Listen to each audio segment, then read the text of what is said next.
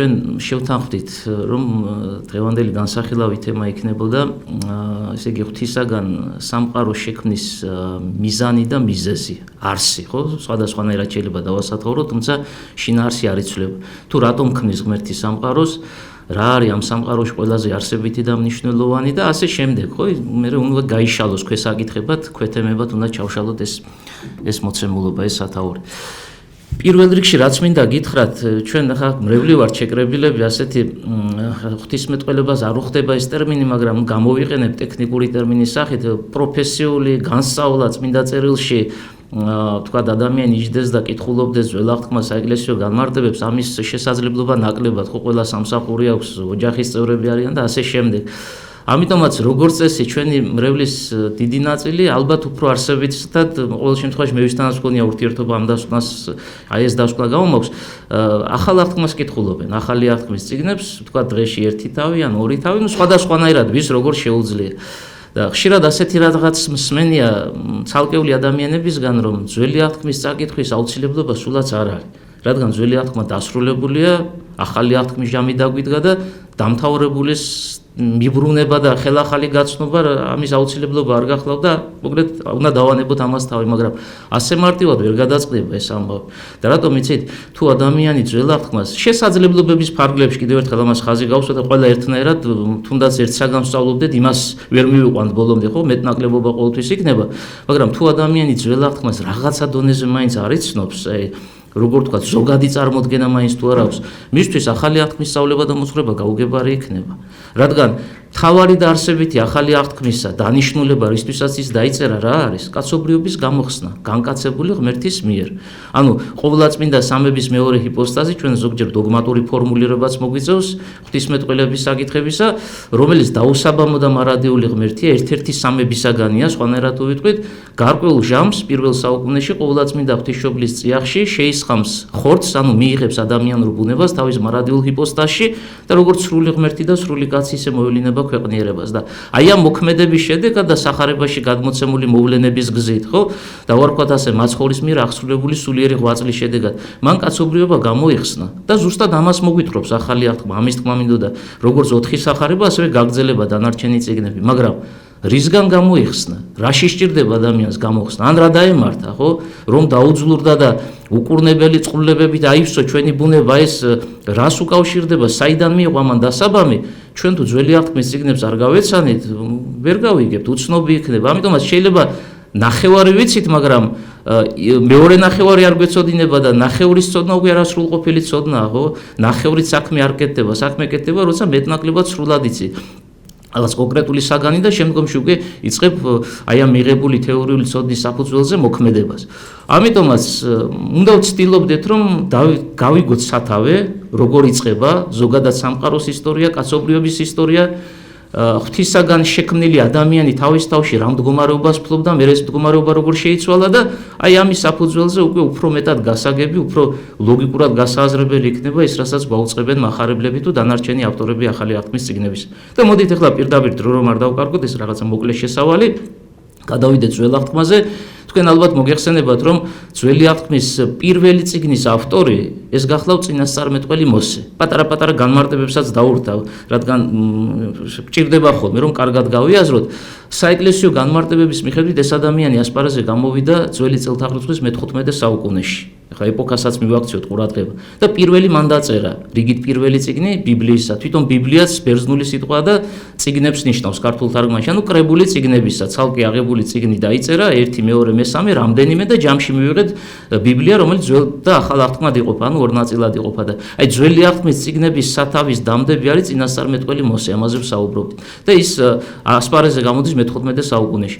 მე-15 საუკუნემდე ქრისტეს შობამდელი ეპოქისა წმინდა წერილი არ არსებობს. და ის მამამთავრები, რომელთა სახელების თქვენ გსმენიათ, მაგალითად აბრაამი, ისააკი და იაკობი, მათ დაწერილი რჯული არ გააჩნდათ, ის ვერაფერს ვერ წაიკითხავენ, რადგან მოსეს შემდგომი ეპოქა, ისინი უფრო ადრე გამოდიან ასპარეზზე, მაგრამ მათ ჰქონდათ ცოცხალი ურთიერთობა უზენაესთან. და ასეთი ადამიანები ცალკე აღებული პიროვნებები არიან, ხო? თუნდაც აბრაამი, ისააკი, იაკობი ვახსენე, მაგრამ უფრო ადრეული დროც ავიღოთ, ნოე, წარღვნამდელი და წარღვნის შემდგომი, ამ ორ ეპოქას აერთიანებს თავის თავში ეს ადამიანი, არც მის დროს არ არის წმინდა წერილი. და როგორც წმინდა იოანე ოქროპირი შენიშნავს, როდესაც ღმერთი, უпроსტად კაცობრიობა დაშორდა ღმერთს და უკვე სხვა შესაძლებლობა არ იყო, რომ მხოლოდ პიროვნული ურთიერთობით შემდგარიყო კავშირი, მოსე წინასწარმეტყველის ამ დიდი კაცობრიობის მოძღვრის საშუალებით უზენაესი უკვე დაწერილ რჯულს უცხადებს ძველი აღთქმის რჩეულ ერს, თუმცა რჩეულieris სახით კაცობრიობას და აი იქიდან მოყოლებული ჩვენ უკვე საღვთო მოძღვრებების წაკითხვის, გააზრების, შემეცნების შესაძლებლობა გვეძლება.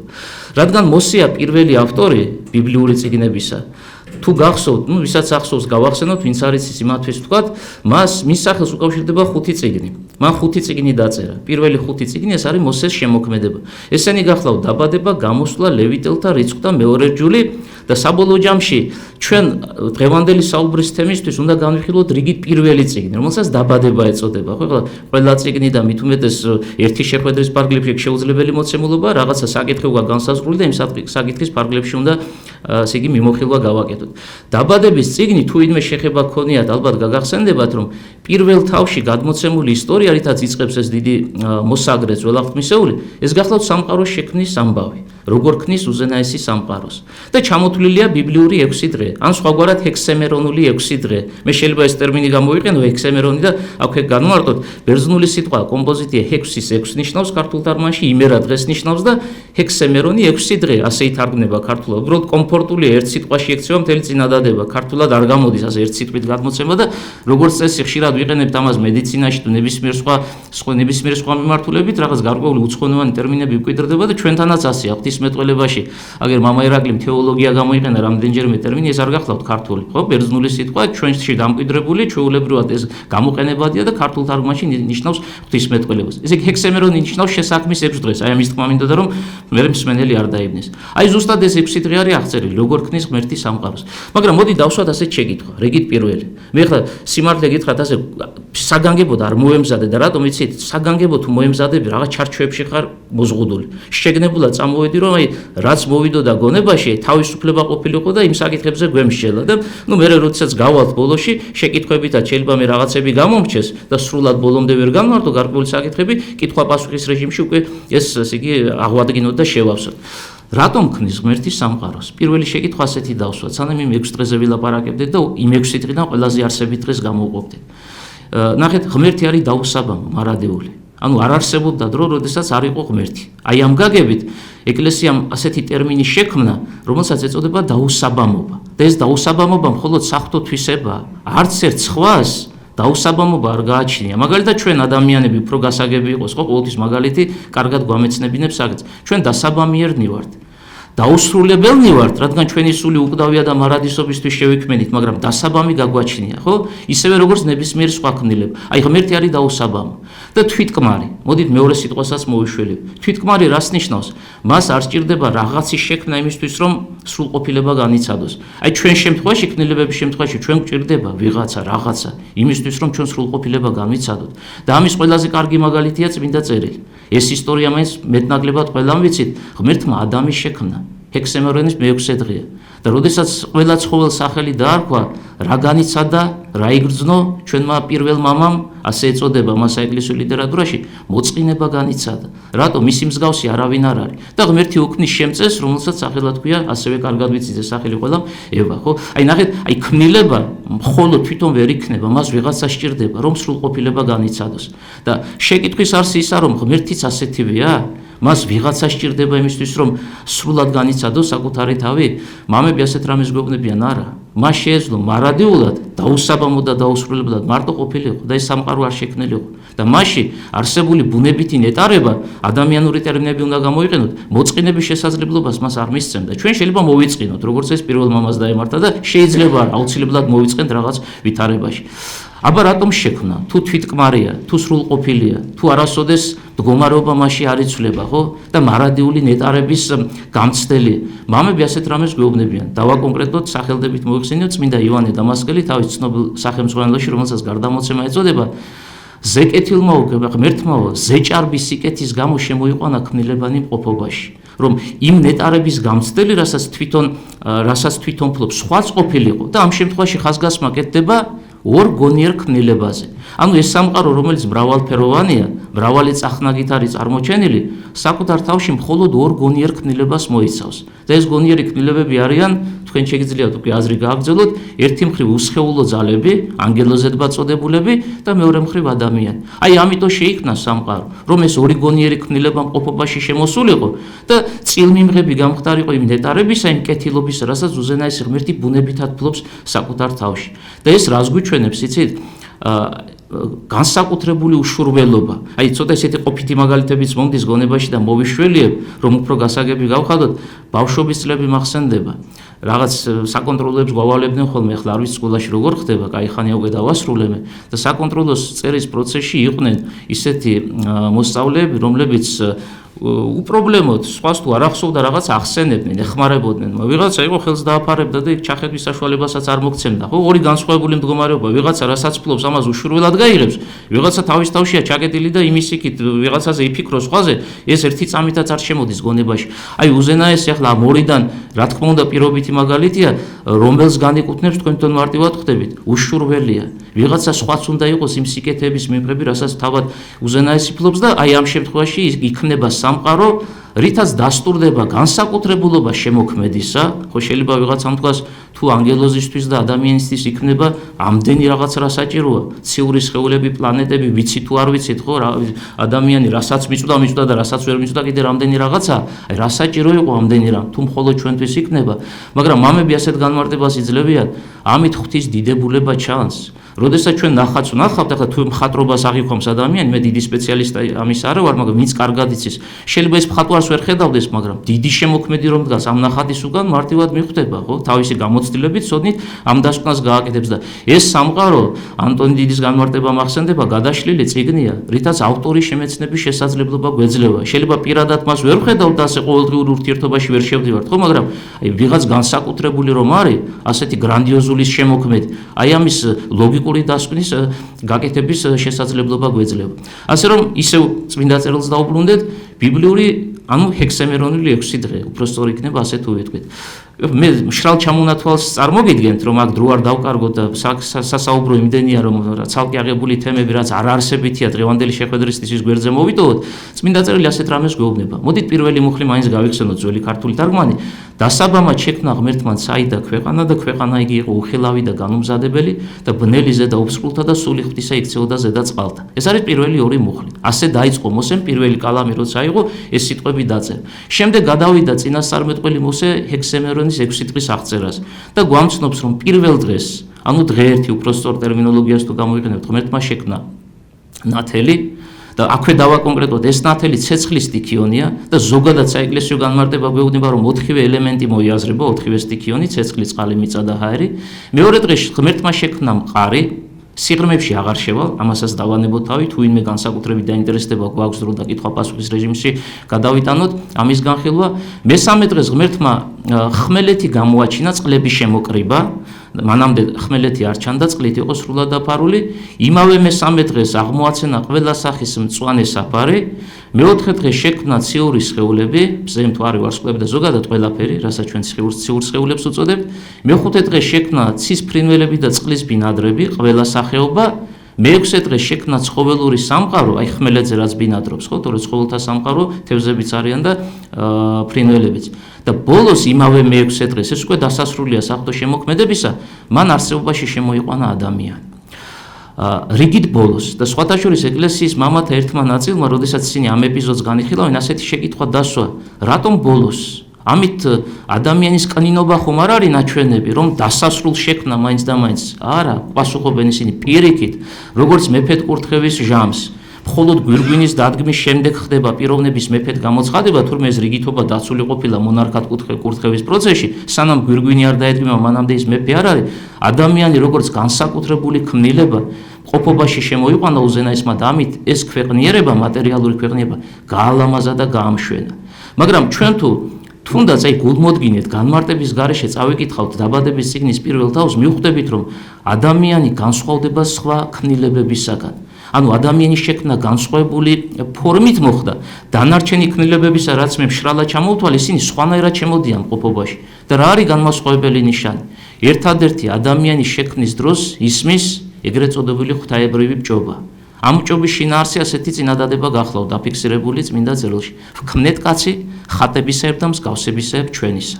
ანუ ღმერთი სანამ შექმნიდა ადამიანს დავაკონკრეტებ მაინც ისეთი საკითხია მნიშვნელოვანი და არსებითი ამბობს რომ შევქმნათ ადამიანი ჩვენს ხატად და მსგავსად არც ერთ სხვა ქმნილებას ასეთ შეფასება არ განკუთვნია ხო მე რამდენიმე რამ ჩამოვთვალე და პრინციპში ყველა რაც კი ღმერთმა შექმნა მაგრამ არსად იქ ნახსენები არ არის რომ პირობითად მზე ღვთის ხატება ან თქვა ცხოველი თევზი იქნება ფრინველი იქნება თუ ხმელეთისა ღვთის ხატებაა ხო ან მყარი თუ სტიქიონები ღვთის ხატებას ატარებენ საკუთარ თავში აი ამ გაგებით აი ამ შეფასებით ადამიანის განსაკუთრებული მდგომარეობაა წარმოჩენილი და მოდი დავსვათ შეკითხვა რას ნიშნავს ღვთის ხატისებრიობა ანუ ადამიანისთვის ბოძებული რაღაცა გარკვეული თვისებები თურმე რომელიც ჩვენში ხატებას ღვთისადმი განაპირობებს როგორ განმარტავს ეკლესია აი ამ მოცემულობას ბევრი განმარტება გვხდება მე ყველაზე არსებიც ვიტყვი აქაც რომ დრო არ დაიკარგოს მაგალითად წმინდა იოანე დამასკელი ასეთ რამეს გვეუბნება ხატისებრიობა ღვთისადმი ნიშნავს იმას რომ ადამიანი არის ორი თვისების მატარებელი საკუთარ თავში ეს არის აზროვნება და თავისუფალი ნება და მოდით ახლა გონების თვალით გადავავლოთ ვინ არის მოაზროვნე მატერიალურ სამყაროში და ვის აქვს თვითუფლებრიობა ანუ თვითუფლებრიობა თავისუფალი ნების არსებობას ნიშნავს გარდა ადამიანისა არც ერთ სხვას მატერიალური ქმნილებები გულისხმებიან ხო ყველანი ბუნების კანონებს ექვემდებარებიან ადამიანი არის ის არსება რომელსაც შეუძლია იაზროვნოს რაღაცების შეცვალოს პირობითად რაღაცა გააფუჭოს და მერე გამოასწოროს ან გამოასწოროს და მერე ისევ გააფუჭოს ხო რამდენი ნიმუში და მაგალითი ვიცით თუნდაც ჩვენი თავი და აი ამ მოქმედების პროცესში ცოცხალი იყოს ცხოველმყოფელი იყოს ყველა დანარჩენი ბუნების კანონებს ექვემდებარება ხო თუნდაც ცხოველთა სამყარო იქ არ არის აზროვნება და თავისუფალი ნება ინსტინქტები არის ინსტინქტით მოქმედებენ ისინი და ეკლესიის მამები აქაც ძალიან საინტერესო და ღრმა განმარტებას გვაწვდიან მაგრამ ჩვენ გარდა ინსტინქტისა გვაქვს აზროვნება და ამ აზროვნებით ეს ინსტინქტები უნდა ვმართოთ წესით ამისთვის შეიქმნა ადამიანი ასე შეიქმნა ადამიანი ესე იგი მოდით შევაჯამოთ ღვთის ხატისებრიობა ეს ყოფილა ადამიანში არსებული ორი თვისება ეს გახლავთ აზროვნება და თავისუფალი ნება და როგორც კი ღმერთმა შემოიყვანა მყოფობაში ჩვენი პირველ მამა ადამი და შემდგომ უკვე პირველ დედა ევა იქნებიან აქაც შევამოკლოთ სათქმელი მათი მდგომარეობა წმინდა მაქსიმე აფსარებლის თანახმად სამი ტერმინით განისაზღვრება ანუ რა მდგომარეობას ფლობდნენ ისინი ეს გახლავთ უკვდავება უხრწნელება და მოუწყლელობა. კიდევ ერთხელ ჩამოვთვლი, ზოგჯერ ეს წვრილმანებში გადავდივარ და ეს წვრილმანები არსებითია და მნიშვნელოვანია, გამეორება დაგჭირდება. პირველადი მდგომარეობა ჩვენი პირველ მშობლებისა ყოფილა უკვდავება, უხრწნელება და მოუწყლელობა. სანამ გავაგზავნებდე განმარტებას, ახლა ჭირდება სათითაოდ თითო ამ სიტყვას კომენტირება, ერთი რაღაცა უნდა ვთქვათ. არსებობს ბუნება, რომელიც ზოგადი მონაცემია და არსებობს პიროვნება. სხვაგვარად ბერძნული სიტყვაც მოვშვილიოთ ჰიპოსტაზი. აი ეს ორი მოცემულობა გვაქვს. ღმერთი სამყაროს ქმნის ბუნებების და ჰიპოსტასების მიხედვით. ყველაფერში განიჭვრიტება ეს ორი რამ. მოდით ადამიანზე ვილაპარაკოთ, არსებითი ის გახლავთ, ხო ჩვენა ვართ. ადამიანში არსებობს ერთი ადამიანური ბუნება. ჩვენ არა გვაქვს სხვადასხვა ბუნება. მაგალითად, რამდენი კაციცა ვართ, იმდენი ცალკეაღებული ბუნებაა, ეს არ გახლავთ საეკლესიო სწავლება. ყველა ჩვენგანს ერთი ბუნება აერთიანებს. აი რა ბუნებაც ნებისმიერ თქვენგანშია, ის ბუნება ჩემშია. რა ბუნება ჩემშია, ეს ბუნება თქვენშია. სქესად განყოფა, ეს უკვე ჰიპოსტას უკავშირდება, პიროვნებას უკავშირდება, მაგრამ ბუნება ყველა ჩვენგანისთვის საერთოა და ეს არის ერთი ადამიანური ბუნება. პიროვნებები ვინ არიან? პიროვნებები არიან ამ ბუნების ქვეშ მყოფი ცალკეული ადამიანები, რომელთაც უკვე კონკრეტული სახელები ეწოდებათ, მაგალითად ირაკლი, გიორგი, ნათია, მარიამი და ასე შემდეგ და ასე შემდეგ. ეს არის ცალკეაღებული პიროვნება და ყველა პიროვნება ცალკეაღებული თავის ამ პიროვნებაში, ანუ თავის იპოსტაში, სრულად ფლობს ადამიანურ ბუნებას.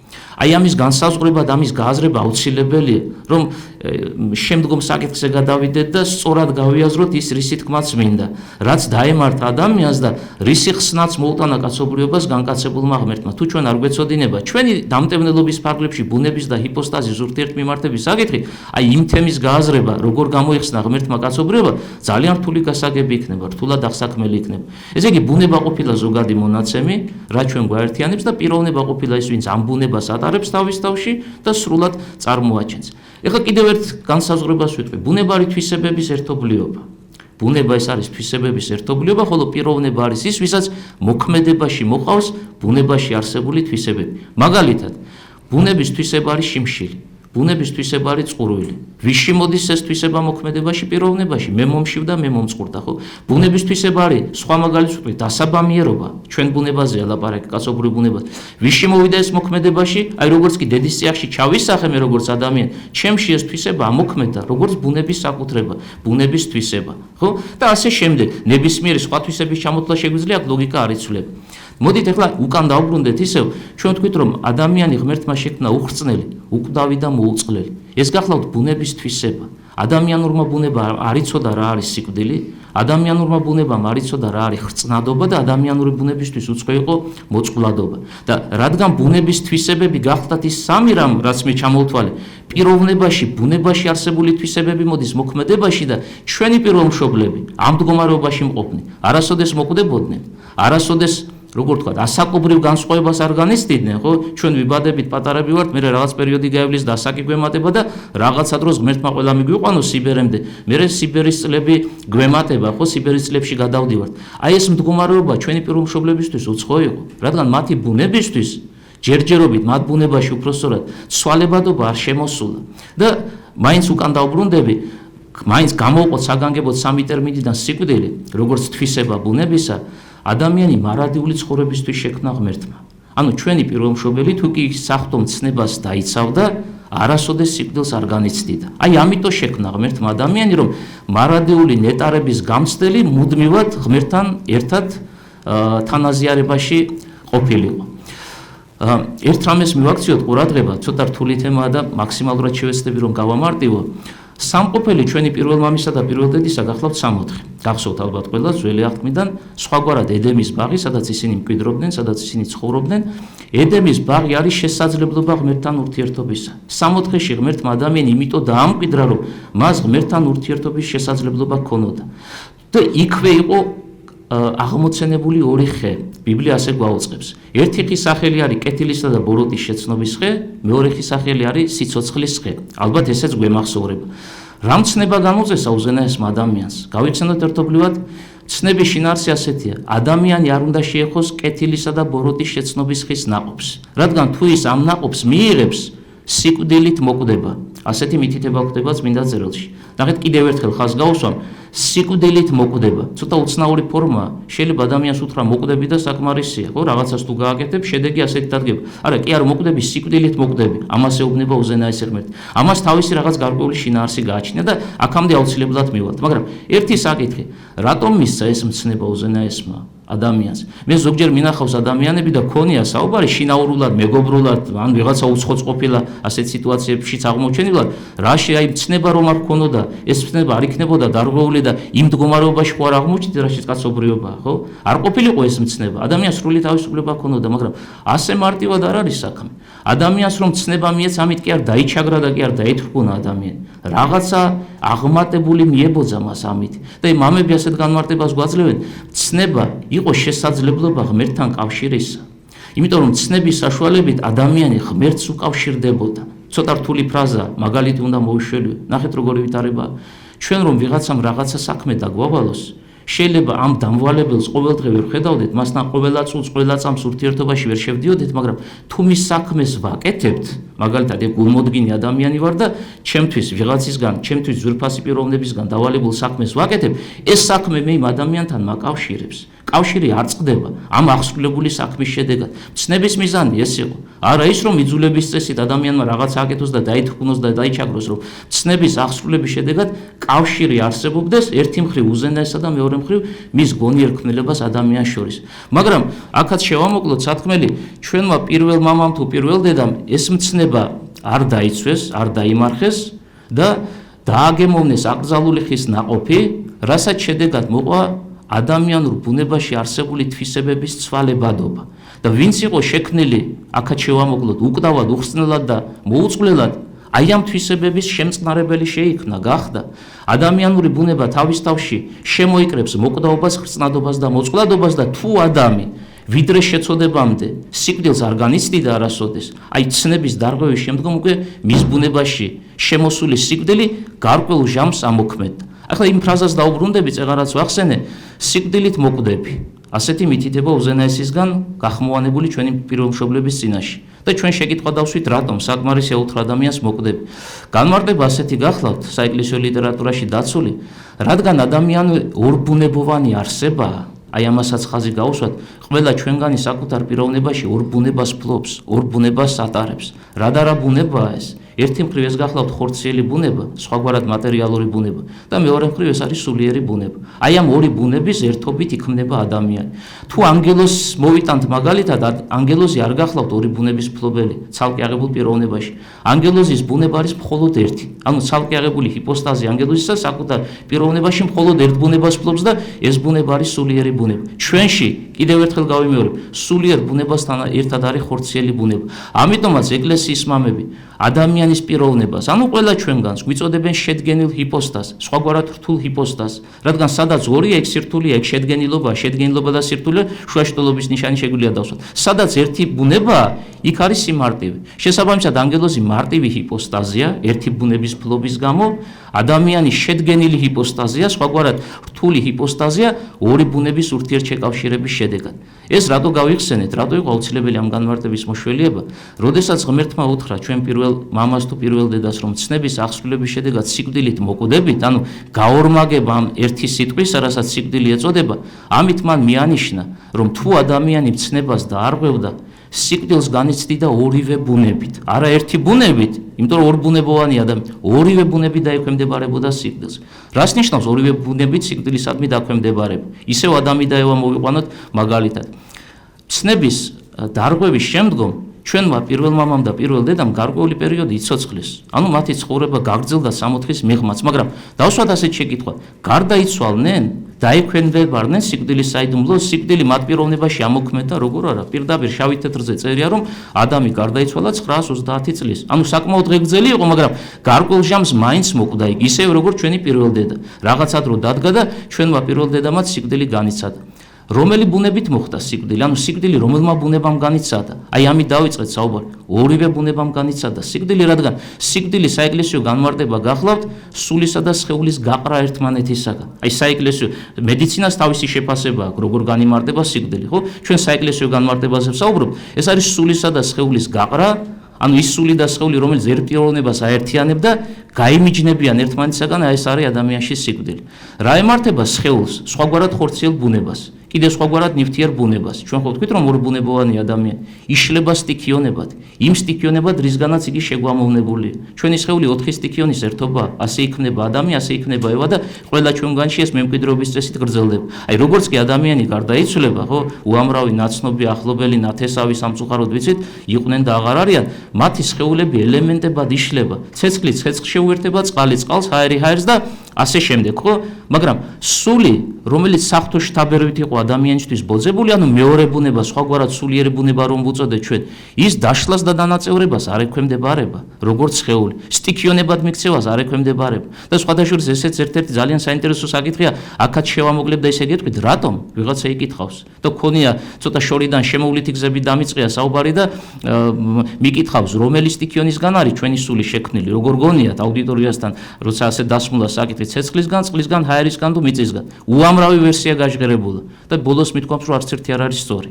რადგან სწორი პასუხი გახლავთ ასეთი, რომ არც ცეცხლისგან არის, არც წყლისგან არის, არც ჰაერისგან არის და არც მიწისგან. არამედ საღვთო შთაბერვით არის ადამიანისთვის ბოძებული და რადგან ჩვენი სულიერი ბუნება, ანუ ცალკე აღებული სული პიროვნებაში საღვთო შთაბერვით გვებოძა, ის არ დაიშლება, არ გაიხსნება, ელემენტებად არ მიიქცევა, არამედ მარადიულ უკვდავებას ინარჩუნებს, მარადიულ დაუშლელობას ინარჩუნებს. თუმცა, რადგან სიკვდილის საიდუმლოს დაექვემდებარა ჩვენი პირველ მამა თუ პირველ დედა, სულის დატევების შედეგად ეს სული სადღაცას უნდა აღმოჩენილიყო, სადღაცას უნდა წასულიყო, უყალოდ არ დაიკარგებოდა. ჩვენ თქვით, რომ საღვთო შთაბერილობა მის დასაბამიერობას, თუმცა იმავდროულად მარადიულ მყოფობას განაპირობებს. და სამყოფელი რა იყო ძველი აღთქმის ადამიანისა გარდაცვალების შემდგომ? რას იმკვიდრებდა იგი?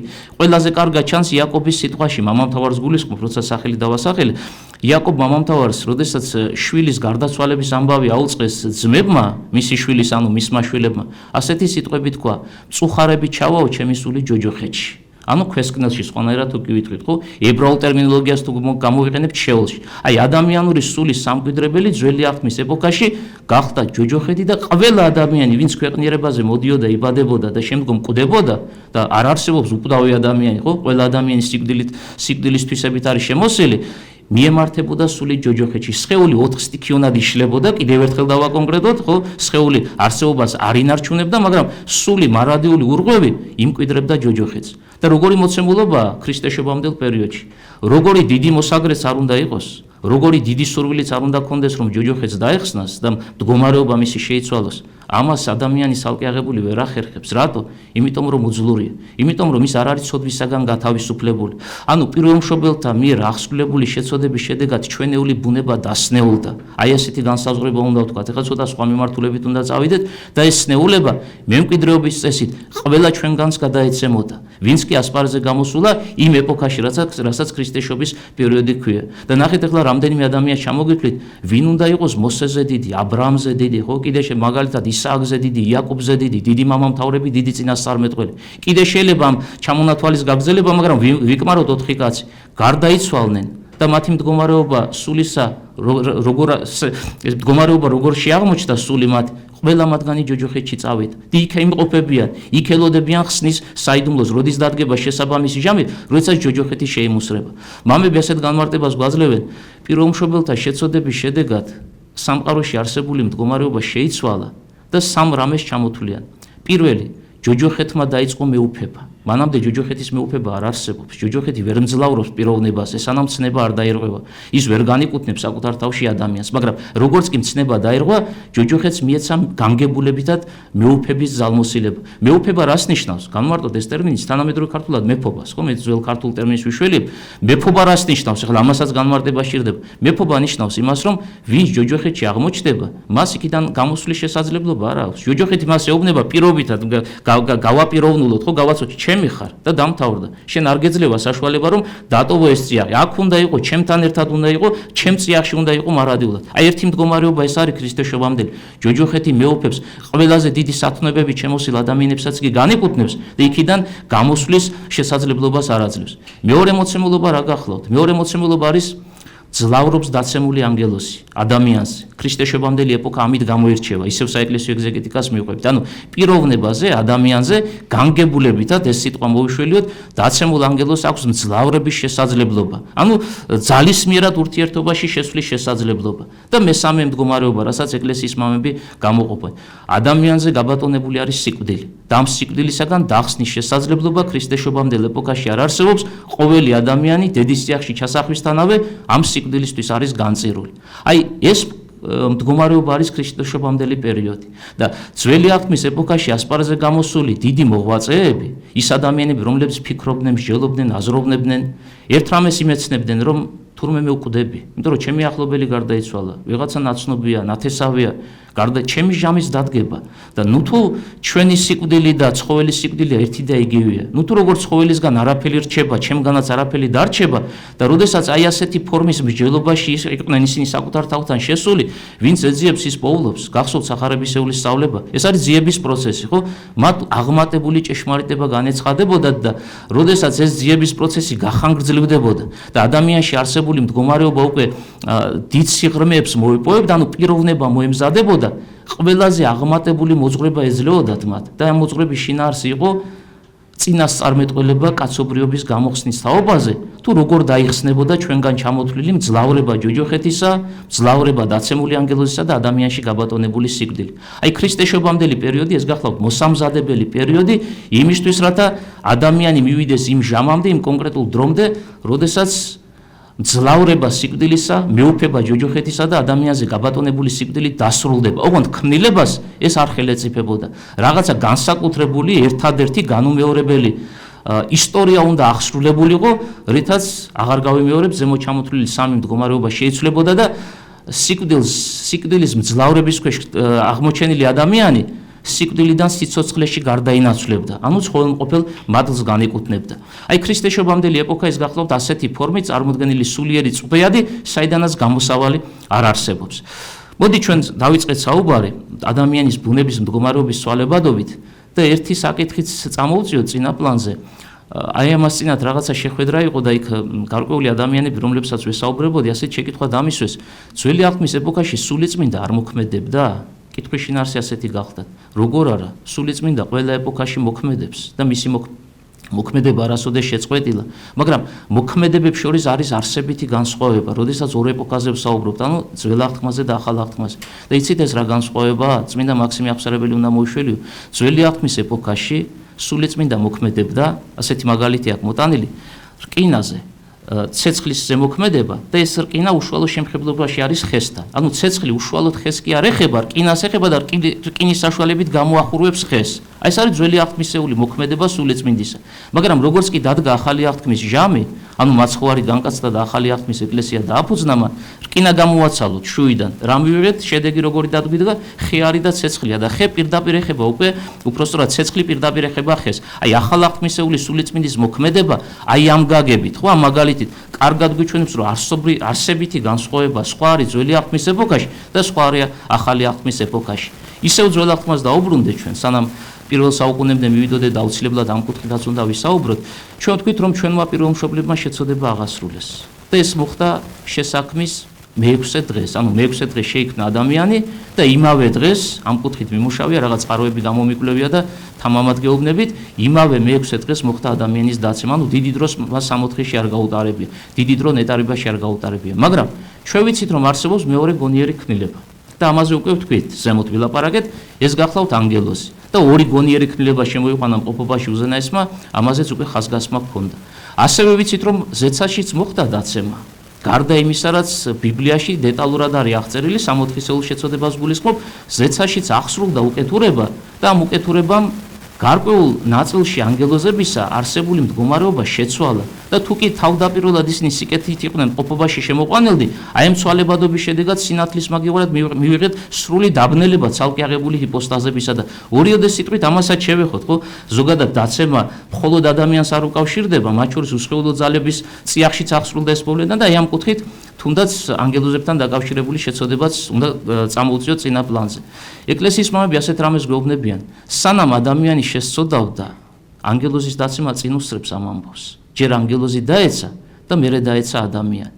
თუ ვნახავთ საეკლესიო ლიტერატურას, როდის მოხდა დაცემის დრო და ჟამი, აქაც მოკლე პასუხს გეტყვი და თუ მაინც და მაინც ვინმესთვის მნიშვნელოვანია შეგვიძლია უფრო გავშალოთ ეს თემა კითხვა-პასუხის ნაწილში, ორი განმარტება გვხვდება. პირველი განმარტების მიხედვით, დაცემა მოხდა უსხეულო ძალისა შესაქმის პირველ დღეს, აი ჰექსემერონის პირველ დღეს, ნათელი რომ შეიქმნა და მეორე განმარტება ასეთია, დაცემა მოხდა მე-4 დღეს. ორივე განმარტების მიხედვით მარტივად შეგვიძლია დასკვნა გამოვიტანოთ, ჯერ ანგელოზი დაეცა და მერე ადამიანი, რადგან ანგელოზის დაცემისას პირველია თუ მე-4 დღე ადამიანი საერთოდ არ არის შექმნილი და მხოლოდ მე-6 დღეს იქნება. მაგრამ უფრო არსებით საკითხზე გადავიდეთ, რითი დაეცა ანგელოზი? რა იყო დამცემელი ვნება მისი? მე მგონი ამ შეკითხვაზე ნებისმიერი ადამიანი გაგცემს პასუხს, იმდენად ცნობილია, ერთი ტერმინი სახელდება ხოლმე, ხო, როგორც წესი და ეს ტერმინი არის ამპარტავნება. ამპარტავნების მოქმედებამ კეთილად შექმნილი ანგელოზი, რომელიც ცათაში ნამკვიდრობდა, ანუ მისი სამკვიდრებელი ზეცა გახდა, სხვანაირად თუ კი ვიტყვით, ზეცა დაატევებინა და დედამიწაზე მოხდა გარდამოყრა გაუკეთურებული უსხეულო ძალებისა.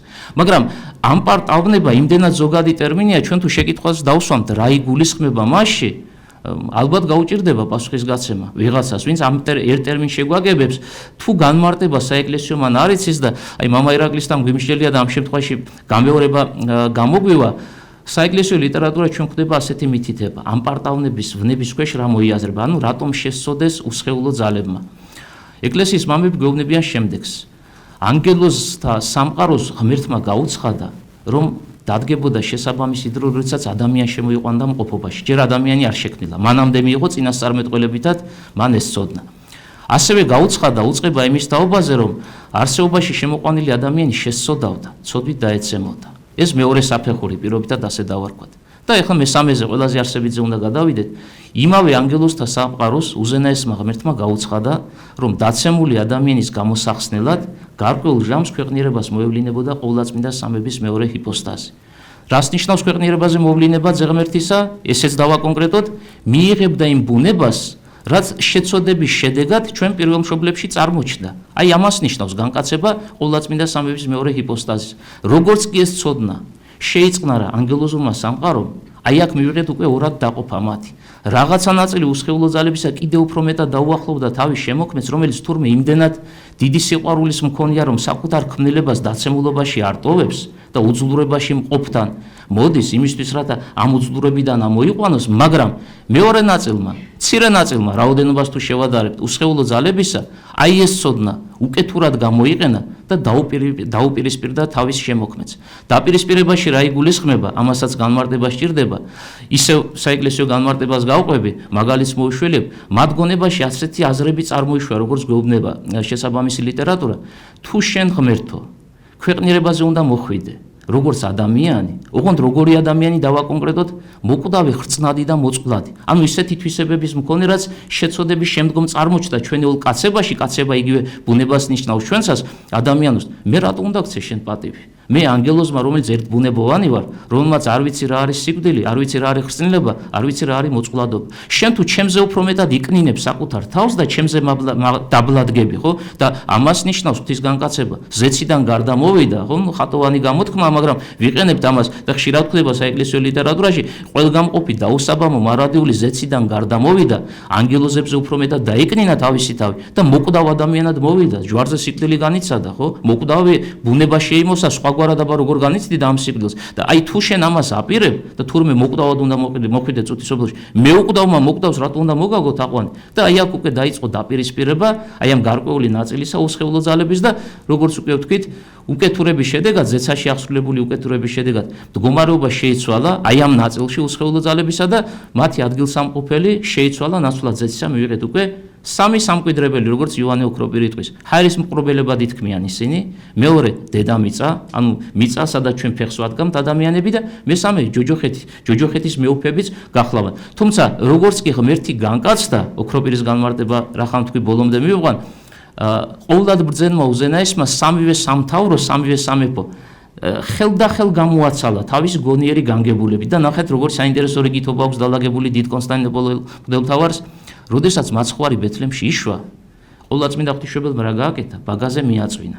აი როგორც კი მიაწვინა მაცხვარი ბაგაზე, ანუ შობა მოხდა ბეთლემში და მისი მიწვენა ბაგაზე, პირველი სამეფო დაკარგა დაცემულმა უსხეულო ძალამ. ეს არის დედამიწა. ანუ ის სივრცე, სადაც ჩვენ ფეხს ვადგამთ. პირველი სამეფოს გარეშე დარჩა, თუმცა ორ სამეფოზე კვლავ ძლავრობს, კვლავ მეფობს. მეორე განმარტება, ანუ მივყვებით უკვე საფეხურეობრივად, ოქროპირის ასეთია. რატომ აცვეს მაცხვარი ჯვარს და ამაღლებს შემდეგ ეს ჯვარი? ვიღაცამ შეიძლება კითხვა დაგვისვას რა, რომის იმპერიაში სხვა ფორმა არ არსებობდა სიკვდილისა?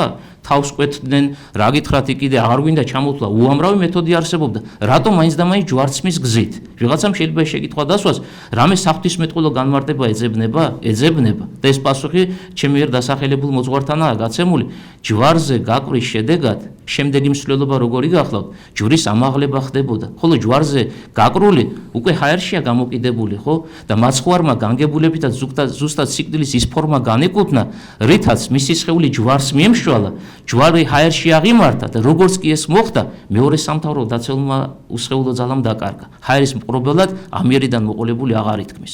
აგრძელებს წმინდა იოანე ოქროპირი მსჯელობას.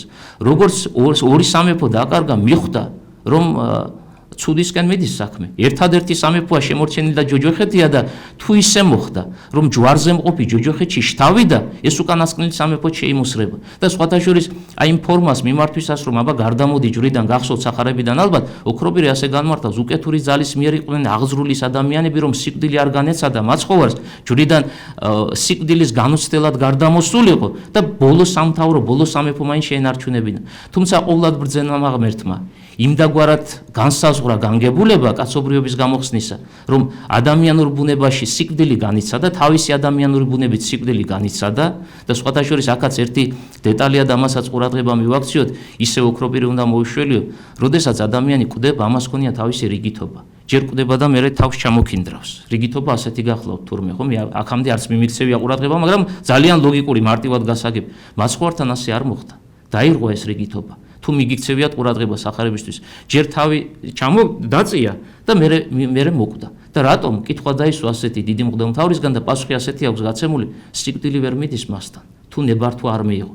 თავის დახრა ნიშნავდა, რომ სიკვდილს მიეცა უფლება შეეხოს მაცხოვრის კაცებას და აი როგორც კი ნებართვა მიიღო, სიკვდილი შეეხომას და მაცხვარმა ადამიანური ბუნებით სიკვდილი განიცადა. მაგრამ რა არის ადამიანური ბუნება, რა ვთქვით ჩვენ? ადამიანური ბუნება ორ ბუნებას შეაკავშირებს. ეს გახლავთ სულიერი ბუნება და ხორციელი ბუნება. და როდესაც ჩვენ საუბრობთ, რომ იესო ქრისტემ, ძე ღმერთმა ადამიანური ბუნება მიიღო, მან მიიღო ადამიანური სხეული და მიიღო ადამიანური სული. ეს ნიშნავს სრულ კაცებას, ჭეშმარიტ განკაცებას მაცხოვრისას. ჯვარცმის დროს სიკვდილის განცდა გულისხმობს იმას, რომ როგორც ნებისმიერ ადამიანში, როგორც ნებისმიერ ჩვენგანში ორი ბუნება გაიმიჯნება ერთმანეთისაგან და ჩვენ თქვით უკვე სიკვდილი რას ნიშნავს? სულიერი და ხორციელი ბუნების დაშორებას ურთიერთისაგან, ხო? ზუსტად იგივე კანონით, იმავე კანონით აღსრულდა სიკვდილი მაცხოვრის ადამიანური ბუნებისა ჯვარზე. მაცხოვრის კაცობრიურმა სულმა დატოვა მაცხოვრის კაცობრიობის სხეული. მოდი ჯერ სხეულს შევეხოთ, როგორ მოეპყრნენ მის სხეულს, უნდათ უპატიოთ მოქცევა. განმარტებებიც აქვს ამისა ძალიან ისეთი ვრცელი და საინტერესო, მაგრამ ღმერთმა არ მიცა ამის საშუალება, რომ უპატიობაში აღმოჩენილიყო მაცხოვრის სხეული, ანუ ხორციელი ბუნება. და გახსოვთ, რომ დაიკრძალა საფლავში, ხო, დაიდო პატივით საფლავში. მაგრამ რადგან გარდა ხორციელი ბუნებისა, ანუ სხეულისა, სულიერი ბუნება არსებობს და მაცხოვარში ეს სულიერი ბუნება, ადამიანური ბუნება სახეზე გვაქვს და სახარებაში ჩანს და ეკლესიის მამები შესაბამის განმარტებებში ამოძღვრებას გვაწვდიან, სად უნდა წასულიყო ეს კაცობრიობის სული მაცხოვრისა? უნდა დაქვემდებარებოდა იმ კანონს, რაც ძველი აღთქმის ეპოქაში მოქმედებს. და რა კანონი მოქმედებს, რა ვთქვით ჩვენ, რითი დავიწყეთ საუბარი? კანონის სულიერი ასეთი გახლავთ. ღვთის განგებულებით ყველა გარდაცვლილი სული მიემართება ჯოჯოხეთში. შესაბამისად მაცხვარი სიკვდილის შედეგად სხეულს რომ სული დაშორდა კაცობრივი შთავიდა ჯოჯოხეთში. ანუ მიიღო მან განგებულებით ის კანონი, რაც მძლავრობს მოქმედებს ძველი აღთქმის ეპოქაში, თუმცა რადგან მისი კაცობრიობის სული ეს არ გახლავთ ცალკე აღებული ლიტონი ადამიანის კაცობრიობის სული, არამედ ეს არის განკაცებული ღმერთის ადამიანური სული, რომელსაც ანალოგი არ გააჩნია. ყველაზე დიდი მოღვაწეც კი ხო, აი ქრისტეშობამდელ ეპოქაზე ვსაუბრობდით ჩვენ, ვინც არ უნდა იყოს იგი, თუნდაც აი ერთი დავკონკრეტდე წინასწარმეტყველი მოსე, რომელმაც ღმერთთან ურთიერთობის შედეგად ფიზიკურად განიცადა ბრწყინვალება, გახსოვთ ეს ეპიზოდი, გაბრწყინდა ადამიანი ხორციელი ბუნებით და როდესაც ურთიერთობაში შედიოდა ადამიანებთან, ამ ბრწყინვალებას საზოგადოება თვალს ვერ უსწორებდა. ამიტომაც ერთი ასეთი ფორმა მოიფიქრა, რიდე ჩამოიფარა სახეზე და ამ რიდეთი დადის მუდმივად ადამიანებთან რიდეთი ურთიერთობს, ანუ მის პირის სახეს ვერ ნახავთ. ერთადერთი შემთხვევა როდესაც ის იხსნიდა ამ რიდეს, გახდა ლოცვის პერიოდი. ანუ როდესაც ღმერთთან ჰქონდა კავშირი. და ამით იმის თქმა მინდოდა, ხა ცოტა ვრცლად გამომივიდა, ადამიანი, რომელიც ფიზიკურად გაბრწყინდა, მოკვდა ჯოჯოხეთში ჩავიდა და ჯოჯოხეთს ვერ ძლევს იგი. მისი ადამიანური სათნოებები მოპოვებული ხორცში ცხოვრების პერიოდში არ არის საკმარისი იმისთვის, რომ ჯოჯოხეთის მეუფება დაიძლიოს. მაგრამ რადგან იესო ქრისტე აი ამის დასტურად და ნიმუშად მოვიტანეთ ეს მაგალითი, არ გახლავთ ცალკე აღებული კონკრეტული ადამიანი, ლიტონი ადამიანი, ხო, არამედ ის განკაცებული ღმერთია, მისი კაცობრიობის სული ჩადის რა ჯოჯოხეთში, ჯოჯოხეთის მეუფებას დაარღვევს, დააქცევს და იქიდან ამოყავს მართალთა სულები. ის მართალთა სულები, რომლებიც საუკუნეების განმავლობაში, ვინ დავასახელოთ, მოდით ადამი ვთქვათ, იმიტომ რომ მართალია ძველ აღთქმისეული, ის ვინც შემდგომში უკვე ჯოჯოხეთის შემოსვლის შედეგად სასუფეველში გაბრწყინდა, გარდაინაცვლა და გაბრწყინდა, აი ადამიდან მოყოლებული მომლოდინენი, ვინც კი გახდნენ და ძველი აღთქმის მართლება იწოდებიან ეს ადამიანები, ყველა მათგანის სულები აღმოიყვანა ჯოჯოხეთიდან და გახსნათ სათასასუფეველი, რომელიც ძველი აღთქმის ეპოქაში დახშული იყო და შესაბამისი სამკვიდრებელი განუწევს. ანუ სათასასუფეველში მკვიდრობის შესაძლებლობა მისცა ძველ აღთქმისეულ კაცობრიობას მართლება წოდებულს. აი მაცხოვრის მიერ აღსრულებული სულიერი ღვაწლი და ძველ აღთქმისეული მდგომარეობის ცვალებადობა, როგორ შეიძლება განისაზღვროს თუ ვიღაცა შეკითხვას დასვამს, რა თქმა უნდა, ჩვენ ვამოკლებთ მაქსიმალურად სათქმელს, მაგრამ პასუხი ასეთი ფორმით შეიძლება გაიცეს. მან, ანუ მაცხოვარმა შეცვალა ძველ აღთქმაში არსებული სულიერი მოცემულობა და დაამარცხა სამივე სამთავრო, სამივე სამეუფო, რომელიც განგებულებითად მძლავრობდა პიროვნებაზე, მძლავრობდა ადამიანზე. აქ კიდევ ერთ რამეს უნდა გაუსვათ ხაზი, ჩვენ ვთქვით, რომ ადამიანური ბუნება დასნეულდა. სწორედ ეს სნეულება იყო მიზეზი იმისა, რომ არავის ქრისტეშობამდელ ეპოქაში, თუნდაც ამ ყველაზე დიდი სათნოებებით გამორჩეულ ადამიანებსაც კი არ შეეძლოთ აღმატებული სიწმინდისთვის მიეღწიათ. აი ესეთი სიწმინდისთვის მაგალითად როგორცაც მოციქულებმა მიაღწიეს. აი პირობითად, მოდით ასეთი ორი ადამიანი დავასახელოთ. მოსე ვახსენეთ წეღან და ვინ თქვათ აქეთ ამ მხარეს ახალი აღთქმის ეპოქა. პირობითად მოციქული პავლე, ან მოციქული პეტრე. შემოვიფარგლოთ ორი ადამიანი. ვინ უფრო დიდ სიწმინდეს მიაღწია? წმინდა მაქსიმე აფსარებლის პასუხი ასეთია. იმ ადამიანმა, რომელიც ქრისტეშობის შემდგომ პერიოდში მოღვაწეობს. და რატომ ვერ აღწევდა ის, ვინც ქრისტეშობამდე იყო ასპარეზზე გამოსული? პასუხი ასეთია. ადამიანური ბუნების სნეულება არ იძლევა პიროვნების ბოლომდე განწმენდის პიროვნების ბოლობნე განხრთობის მიღწევის საშუალებას. აი წმინდა მაქსიმე აღსარებელი ვახსენე და ამას წინათ სულ ახალი გამოცემულია თანამედროვე ქართულ ენაზე ერთ-ერთი მისი ძალიან ღრმა და საინტერესო ნაშრომი ითარგმნა და ვინც დაინტერესებულია შეუძლია წაიკითხოს, თუმცა საკმაოდ რთული შრომაა, მაგრამ ღვთისმეტყველებაში ღრმად განსწავლის დაინტერესებულ პირს ასეთ რამეს გვეუბნება ძველი აღთქმის ეპოქაში ასპარეზზე გამოსული მართალი მოსაგრენიო, გამორჩეული მართალი მოსაგრენი. ადამიანში არსებულ მშვინვიერ ნაწილს მოიკვეთდნენ. მშვინვიერ ნაწილში რა იგულისხმება უნდა დავაკონკრეტო, ჩვენში არის გულისწყმა და გულისწყრომა, ხო? ადამიანი ამ ორი მშვინვიერი ძალით მოქმედებს. გულისწყმა ეს არის მსურველობითი ნაწილი, გულისწყრომა არის მრისხანებითი ნაწილი. და ყველა ჩვენგანში რომ სურვილი ჩნდება, აქედანა ამ მსურველობითი ძალიდან, სულში არსებული მსურველობითი ძალიდან. მრისხანება რომ ჩნდება, გულისწყრომა ისიც აქედანა, ჩვენი სულის ძალის ერთ-ერთი გამოძახილია, ხო? აი ამ ორ გულისწყმასა და გულისწყრომას, ანუ სულის ძალას მოიკვეთდნენ, მაგრამ სრულად მისი დაძლევა არ შეეძლოთ. სადღაცა ცოდვისმიერი მოქმედებები მაინც რჩებოდა. რაც შეეხება ახალი აღთქმის ეპოქას, თუ ადამიანი მოინდომებს მასში არსებული მდგომარეობა, რადგან ღვთის განკაცების შედეგად ჩვენეული ბუნება განკურნებულია, შეუძლია სრულად დაიქვემდებაროს როგორც გულისწყრომა, ასევე გულისწყრომა. და ამიტომაც თუ შევადარებთ ქრისტეშობამდელ ეპოქას, ქრისტეშობის შემდგომ პერიოდს, აქ არის არსებითი განსხვავება. ის არის სრული სიბნელე, მდგომარეობა, საიდანაც გამოსავალი არ არსებობს, როგორი დიდიც არ უნდა იყოს პიროვნება, მხოლოდ და მხოლოდ მაქსიმუმს აღწევს იმისა, რასაც ქრისტეშობამდელი ეპოქა იძლეოდა და იმის იქით ვერ მიდის, ანუ აღმატებულ სიწმინდეში ის ვერ შეაბიჯებს. აი რაც შეეხება ახალი აღთქმის დროებას, ადამიანს ყველა გზა გახსნილი აქვს მისი ბუნების განკურნების შედეგად და შეუძლია მდგომარეობის ცვალებადობის შედეგად სრულყოფილი სიწმინდის მოპოვების გზით სრულყოფილი განხრთობის საიდუმლოს დაექვემდებაროს. აი ამ გაგებით ძველი და ახალი აღთქმა არსებითად განსხვავდება ერთმანეთისაგან. ჩვენ ანგელოზის დაცემა ვახსენეთ და ვახსენით ადამიანის დაცემა. და მოდით ამ თემასაც შევეხოთ. საეკლესიო ლიტერატურა გვამცნობს შემდეგს.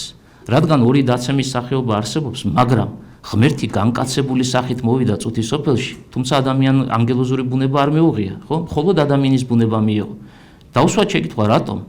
ანგელოზი დაეცა, ადამიანი დაეცა. თუ ადამიანის გამოსახსნელად ადამიანური ბუნება მიიღო, ანგელოზმა რა დააშავა?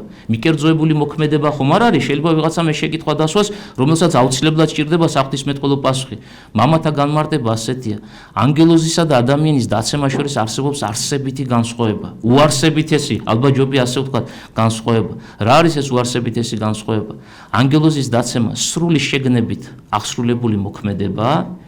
ადამიანის დაცემა ბოლომდე შეგნებული მოქმედება არ გახლავთ. სადღაცას რაღაცა შეუმეცნებელი დარჩა ადამიანს და ამ ბოლომდე შეუმეცნებლობამ განაპირობა იმ ნაბიჯის გადადგმა, რამაც მდგომარეობის ცვალებადობა განაპირობა. ანგელოზში ეს არ მომხდარა. და სხვადასხვა აქვე იოანე დამასკელის და გრიგოლ ღვთისმეტყველის განმარტება უნდა მოვიშველიო. დიდი მოძღვარი ასეთ რამეს გვეუბნება, იოანე დამასკელი დავიწყოთ. ადამიანის დაცემა ორი ფაქტორით არის განპირობებული. ერთი ეს არის ხორციელი ქვედამზიდველობა და მეორე ეს არის გარეგანი მაცდური ძალა. ამ ორი მოქმედების ზეგავლენის ქვეშ აღმოჩენილი ადამიანი შეცოდების აღსრულებელი შეიქმნა. მაგრამ აქ დავაკონკრეტოთ, რას ნიშნავს ხორციელი ქვედამზიდველობა და რას ნიშნავს გარეგანი მაცდური ძალა. მოდით გარეგანი მაცდური ძალით დავიწყოთ. ანგელოზის შემთხვევაში არც ერთი არ მოქმედებს, არც პირველი, არც მეორე. გარეგანი მაცდური ძალით დავიწყოთ მაინც. ჩვენ პირველ მშობელთან სამოთხეში ვინ მივიდა? ვინ შესთავაზა აკრძალული ხის ნაყოფი მიეღო? გახსოვთ თქვენ გველი? ტერმინი ასეთი ხდება, ხო? გველი შევიდა სამოთხეში და გველი შედის ურთიერთობაში. ვინ არის ეს გველი? ასეთი შეკითხვა დავსვათ. ბევრ შეკითხვებს ვამთ, მაგრამ შეკითხვების საჭიროა პასუხების გასაცემა. საეკლესიო ლიტერატურაში არის ცალსახა პასუხი გაცემული. ეს გველი გახლავთ იოანე ღვთისმეტყველის მიერ აპოკალიფსის წიგნში დაცემული ანგელოზისთვის განკუთვნილი სახელი დასაბამიერი გველი. აი ეს ეშმაკი, ის უკეთური ძალა, რომელმაც ზეცაში შეცოდება აღასრულა, სწორედ ის მოიაზრება გველში, რომელიც ჩვენ პირველმშობლებთან მივიდა. და ნახეთ, ამას ეწოდება გარეგანი მაცდური ძალა. ანუ ჩვენი პირველმშობელი დამოუკიდებლად კი არ იღებს გადაწყვეტილებას. ვიღაც ამასთან მოდის, ურთიერთობაში შემოდის, რაღაც შეკითხვებს უსვამს, მერე მითითებას აძლევს და ჩვენი პირველმშობელი ამ შეკითხვებით გაბრუებული და მითითების ძალმობრეობის ქვეშ აღმოჩენილი ნაბიჯს დგამს. მოდით ასე დავსვათ შეკითხვა. თავად ამ უკეთურ ძალას, სანამ გაუკეთურდებოდა, ყავდა თუ არა ვინმე მიმთითებელი, გზის მაჩვენებელი, ბოროტებისკენ ხელის მიბეძგი, არავინ არ აყავს. ანუ გარეგანი მაცდური ძალა ანგელოზის შემთხვევაში არ მოქმედებს. აი ამიტომაც, რადგან ანგელოზის შეცოდების ჟამს სამყაროში ბოროტება არ არსებობს, ხოლო ადამიანის დაცემის დროს უკვე ბოროტება მოქმედია და მოქმედი ბოროტება შევიდა ურთიერთობაში ჩვენ პირველ მამასთან თუ პირველ დედასთან, დაცემის ორი განსხვავებული სახე მივიღეთ. ერთგან ანგელოსთან გააზრებული შეცოდება, მეორეგან პირველ მშობლების შემთხვევაში ეს არის მძლავრებითი მოქმედება უკეთური ძალის. ეხლა მეორეც ვახსენოთ, ხორციელი ქვედამზიდველობა ასეთი რამე ვთქვით ჩვენ, ხო? ადამიანის დაცემის ერთ-ერთი მიზეზი იოანე დამასკელის მიხედვით გახლავთ ხორციელი ქვედამზიდველობა. რას ნიშნავს ხორციელი ქვედამზიდველობა? ცოტა ისეთია, ვისაც არ აქვს შეხება ამ საკითხებთან, შინაარს ვერ გამოიტანს ამ შესაბამისი ტერმინიდან. ნახეთ ხორციელი ქვედამზიდველობა რას ნიშნავს? ეკლესიის მამები, როდესაც საუბრობენ ვნებებზე, ყოფენ ორ ნაწილად. ანუ კლასიფიკაცია ხდება ვნებებისა და ამ შემთხვევაში ორ ჯგუფად იყოფა ვნებები. რას ნიშნავს ორად დაყოფა? ანუ ამ შესაბამისი განმარტება რას გულისხმობს? არსებობს წმინდა წერილის კერძოდ იონა წინასწარმეტყველის წიგნს დავეფუძნები, მარჯვენა ვნებები და არსებობს მარცხენა ვნებები. რომელია მარჯვენა ვნებები და რომელია მარცხენა ვნებები? მარჯვენა ვნებები არის სულიერი ვნებები, მარცხენა ვნებები არის ხორციელი ვნებები. კიდევ სჭირდება დაკონკრეტება. რას ნიშნავს მარჯვენა, ანუ სულიერი და რას ნიშნავს მარცხენა, ანუ ხორციელი ვნება? მაგალითად, სულიერი ვნება არის ამპარტა ვნება. რატომ არის სულიერი ვნება? მას არ სჭირდება სხეული მოქმედებაში მოსაყვანად. რა გვაქვს ამის დასტური? ზეცაში აღსრულებული ამბოხება უზენაესის წინააღმდეგ ამპარტავნები დაეცა ანგელოზი. და ანგელოზს აქვს თუ არა სხეული? ჩვენ თქვით უკვე ამის შესახებ. ანგელოზი მარტივი ჰიპოსტაზია სხეულის გარეშე, ამიტომაც სხეულის არსებობა არ არის აუცილებელი, რომ ამპარტავნება მოქმედებაში მოვიდეს, ადვილად მარტივად შეიძლება რომ ის ამოქმედეს. კიდევ ერთ ვნებას გეტყვით, მაინც მაგალითისთვის რომ კარგად გავიაზროთ. შურს როგორ გონია თქვენ, სჭირდება სხეულის არსებობა თუ არა? თქვენი პასუხი როგორი იქნება? ანუ ხორციელი ბუნება უნდა იყოს აუცილებლად რომ შური ამოქმედეს? სწორი პასუხია, ვინც უარი თქვით, არ სჭირდება. და საიდან ვიცით? ვიღაცა შეიძლება ნიმუშს დაგვეკითხოს, როგორც კი ღმერთმა შექმნა ადამიანი, ამპარტავნებას ანგელოზში არსებულს მოყვა შური. და ანგელოზი რადგან მარტივი ჰიპოსტაზია, სხეულის არ მქონე, აი შური როგორ ამოქმედა. შეხედა ანგელოზმა რომ ადამიანი კეთილად შემოიყვანა მყოფობაში, ამპარტავნებამ შური შვა, რიგითობა ასეთი ყოფილა, მამები ასე განმარტავენ და ამპარტავნები და შურით ბოლომდე დაბნელებული უკეთური ძალა უკვე ეკვეთა ჩვენ პირველ მამას თუ პირველ დედას. აი სულიერი მარჯვენა ვნებების სახით ჩვენ ჩამოვთვალეთ ორი, აღარ გვინდა გაგრძელება, გასაგებია მე მგონი ლოგიკა. მარცხენა რა არის? ხორციელი ვნებები რა არის? აი ერთს გეტყვით და მე დანარჩენი თქვენ შეგიძლიათ გონებაში თვლა გააგრძელოთ. მოდით ასე დავსვათ საკითხი. ნაყროვანება რომელი ვნება იქნება? პასუხი როგორია თქვენ? სულიერი იქნება თუ ხორციელი? მარჯვენა იქნება თუ რა თქმა უნდა მარცხენა? რა თქმა უნდა ხორციელი ვნება? სხვანა კიდე ერთს ვიტყვი და აღარ ვინა მეტის გაგრძელებ. ვერცხლის მოყვარეობა რომელ ბუნებასთან დაკავშირებული სენია, ტერმინოლოგია რა მიემართება მას, ეს არის მარცხენა, ეს არის ხორციელი ვნებები. აი ახლა ეს რატო დავჭირდა ამ კონკრეტული მაგალითების მოტანა? რადგან ადამიანი ორბუნებოვანი არსებაა, ანუ სულის და სხეულის შემომკრებია საკვდარ იპოსტაში, თუ ის ღვთისაგან მიცემულ მცნებას არ დაექვემდებარებოდა და ღვთის ხატისებრ ბოძებულ აზროვნებას და თავისუფალებას სწორად არ გამოიყენებდა, მისი სირთულე, ანუ მისი შედგენილობა ჰიპოსტაზის, ანუ ორბუნებოვნება, მასში არსებულ მდგომარეობას გააორმაგებდა, ესე იგი ამ შეცოდების კუთხით. ადამიანში აღმოიშვებოდა ერთი მხრივ სულიერი ვნებები, მეორე მხრივ ხორციელი ვნებები. რაც შეეხება ანგელოზს, ანგელოზისთვის ეგრეთ წოდებული მარცხენა ხორციელი ვნებები უცხოა, რატო? მას სხეული არ გააჩნია და შესაბამისად ვერც ეს ვნებები ვერ მოვა მოქმედებაში და იქ უფრო მეტი სიმარტივე, იქ უფრო მეტი ცოტა უხეშად გამომივა, მაგრამ სწორად გამიგებ, თავის დაცვის შესაძლებლობა არ გახლავთ ისეთი სიმძიმე, არ გახლავთ ისეთი სირთულე. აი ძალიან ყოფითი ნიმუში, რა არის უფრო ადვილი? 100 კილო ტვირთი წაიღო თუ 20 კილო ტვირთი წაიღო? რიტორიკული შეკითხვა არ გჭირდება თქვენგან პასუხის მოსმენა, ხო? გაცილებით ადვილია 20 კილო ტვირთი მოიკიდო ზურგზე და იზიდო. აი რადგან ორი განსხვავებული პიროვნება ანგელოზზე და ადამიანზე როცა ვლაპარაკობ, ადამიანის შეცოდებას გრიგოლ ღვთისმეტყველის განმარტება უნდა მოუშველიოთ, რადგან გარეგანმა მაცთურმა ძალამ იმოქმედა, რადგან ხორციელი ქვედამზიდველობა გახდა ერთ-ერთი მიზეზი ადამიანის დაცემისა, ეწოდება უნებური შეცოდება, ბოლომდე გაუაზრებელი შეცოდება. და რას გავს იცით, მე სხვა დროს გამომიყენებია ეს მაგალითი, ჩემგან მოფიქრებულია, თუმცა ისეთ საკითხია შემიძლია მარტივად ხმამაღლა გავახმოვანო თქვენთანაც. ადამიანის შეცოდება ემსგავსება შემთხვევას, როდესაც პიროვნება უფსკრულის პირას დგას და ფიქრობს, გადავდგა ნაბიჯი თუ არ გადავდგა. ასეთ პიროვნებას რა ქვია? აი ვინც უფსკრულის პირზე დგას და კიდე ფიქრობს, გადავდგა ნაბიჯი, ხო ბრიყვი ადამიანი ეწოდება ბოდიში ამ გამოთქმისთვის, მაგრამ უცებ სხვა ტერმინი ვერ მოვიფიქრე. რა თუნდა მას ფიქრი დამსჯელობა? უფსკრულის პირზე თუ დგახარ, ნაბიჯის გადადგმა ნიშნავს იღუპები ადამიანი და ბრიყვი ხარ თუ ფიქრობ ამას, მაგრამ აი ამას ემსგავსება ადამიანის შეცოდება. დგას და ფიქრობს, გადავდგა თუ არ გადავდგა, გადავდგა თუ არ გადავდგა. და ნახეთ როგორ გაგრძელდა პროცესი. გადაწყვეტილება არ მიუღია. თუმცა ბრიყვიკაცია, კიდევ ერთ საგანგებოდ ამ ტერმინს ბრიყვიკაცია უკან არ ბრუნდება, უნდა მოტრიალდეს და გასცილდეს, რაც შეიძლება შორს წავიდეს. ვიღაცა მოვიდა, აი ამ ფიქრის პროცესში ხელი კრა და გადაიჩეხა. აი ეს დაემართა ადამიანს, ეს დაემართა ჩვენ პირველ მშობლებს.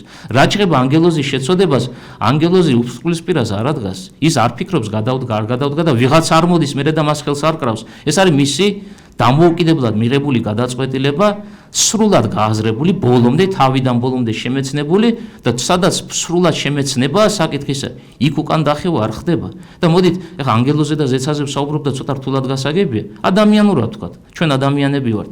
აი თქვენ ცხოვრებაში აბა გონების თვალი გადავლეთ, მე ჩემსას გეტყვით. ყოფილა შემთხვევები, ჩემ მაგალითს გეუბნებით, სადაც შეგნებულად გადაწყვეტილება მიმიღია, მიფიქრია ჩემთვის მიმსჯელია, აი პირობითად შეიძლება ღამეს გამითენებია, რაღაცა იყო ისეთ საკითხი, ყველა წახნაგ შევხები ვარ და როგორც კი შეგნებული გადაწყვეტილება მიმიღია, რამდენ ადამიანს არ უთქვამს რომ მოდი იქნებ ასე არა, იქნებ სხვანაირად და 1, 2, მე-5, მე-10 პირობითად ან 20, ან 50 ხო რაოდენობას პირობითად ვამბობ, მე არ შემიცვლია ეს გადაწყვეტილება. და რატომ არ შემიცვლია? აი რითაც დავიწყე საუბარი, იმით უნდა გავაგრძელო, შეგნებული გადაწყვეტილება და თქვენმა ჩემ შეგნებულ გადაწყვეტილებას ვერ შემაცვლევინეთ, რომ ეს ჩემი პიროვნებიდან მოდის, ბოლომდე გააზრებული გადაწყვეტილებაა და ამიტომ. მაგრამ ჩვენ პირველ მშობლებში ეს ასე არ ყოფილა. მათ ბოლომდე არ ქონდათ შემეცნებული შეწოდების შედეგი და შემდგომ კი როგორ ვითარდებოდა მოვლენები და აი ამიტომაც რადგან ორი სრულიად განსხვავებული მოცემულობა გვაქვს, კიდევ ერთხელ გავიმეორებ, ანგელოზმა თავიდან ბოლომდე გაიაზრა, ყველაფერზე იფიქრა და იმსჯელა და შეგნებულად დაუპირისპირდა უზენაეს და ამ დაპირისპირებას მოყვა უცვალებელი მდგომარეობა და მამებთან მაგალითად მახსენდება ავტორი წმინდა კირილე იერუსალიმელი უკეთური ანგელოზის არჩევანს ასეთ ტერმინს განუგუთნებს, შეუნანებელი არჩევანია. რას ნიშნავს შეუნანებელი არჩევანი? ახლა ამასაც ბევრი ფილოსოფია არ ჭირდება. ცვალებადობა ამ არჩევანში არასოდეს არ შემოვა. მაგრამ აი ადამის არჩევანს შეუნანებელი არჩევანი არ ეწოდება. ადამმა შესწოდა, ადამი გაუკეთურდა და მისი უკეთურება და გონების სიბნელე საჩანს, წმინდა წერილი გვიდასტურებს ამას. შეკითხვას დავსვამ და მე გავაგრძელებ მსჯელობას, იცის თუ არა ადამა რომ ღმერთი ყველგამყოფია. აი თქვენ როგორ ფიქრობთ? ხო, აი საეკლესიო ლიტერატურასთან შეიძლება აქტიური შეხება არ გვაქვს, მაგრამ ისე მარტივი პასუხი რომ გამცეთ, იცის თუ არა როგორ გონიათ რომ ღმერთი ყველგამყოფია? ჩვენ ვიცით ეს და სრულყოფილად შექმნილზე სოდნა არ ექნებოდა? ანუ ადამა იცის რომ ღმერთი ყველგამყოფია. და ნახეთ, როგორც კი შესწოდა, როგორი სიბნელე შედის გონებაში, ღმერთი ეცხადება თავისი ძალმოსილებით მიეახლება ჩვენ პირველ მამას თუ პირველ დედას. რას აკეთებენ? მათი მოქმედება რა არის? იმალებიან. პირველი მოქმედება იყო დამალვა. ანუ ყველგამყოფს ემალებიან და ყველგამყოფს რომ დამალვას დაუწყებს ადამიანი, მის გონებაში რა მდგომარეობა? დაბნელებულია უკვე გონება. ის განსჭა რაც მანამდე ქონდა შეწოდებამდე, იმ სახით, საქმნო სახით აღარ არის წარმოდგენილი. და თან ერთი რამეც ავთქვა და აუცილებლად თავი არ დამიკარგავს დაბრუნდები, ჩვენ ხშირად ასე ვამბობთ, ღმერთმა დასაჯა ადამიანი და რაღაცა თითქოს და სასტიკმსაჯულად გამოგვყავს. ღმერთს კი არ დაუშჭია. ეს გახლავთ ადამიანის არჩევანი. და რაც არჩევანი ადამიანისა, ღმერთი ძალმომრეობით იმის საწინააღმდეგოს არ მოქმედებს, ხო?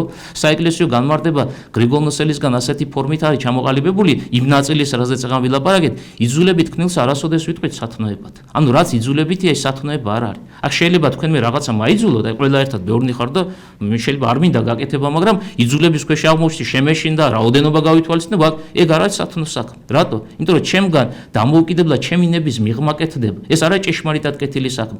ჭეშმარიტად კეთილი საქმე რა არის? აი როცა მე ვიფიქრებ, ვიმშელებ და ჩემი პიროვნებიდან გამოვა ეს ნება და კონკრეტული საქმის აღსრულებას ვიწყებ. ვიღაცამ კი არ შემაშინა, ვიღაცა როზგებით კი არ დამადგა და ამის გამო ვაკეთებ, არა, ჩემი პიროვნული არჩევანი. და ნახეთ, ისე უკან დავბრუნდები, რითაც დავიწყე ჩვენ საუბარი, ჩვენი პირველშობლების შემთხვევაში გაუაზრებელი იყო ის ნაბიჯი, რაც მათ გადადგეს. და რადგან გაუაზრებელი იყო და ბოლომდე მათ შეგნებაში არ იყო შემოსული ეს უკეთურება, რჩებოდა შესაძლებლობა, რომ აი ამ ძლავრებითი მოქმედების გავლენის ქვეშ აღმოჩენილ ადამიანს ისევ სიკეთისკენ გადაედგა ნაბიჯი. და ეს მოხდა ჩვენ პირველ მამასა თუ პირველ დედაში.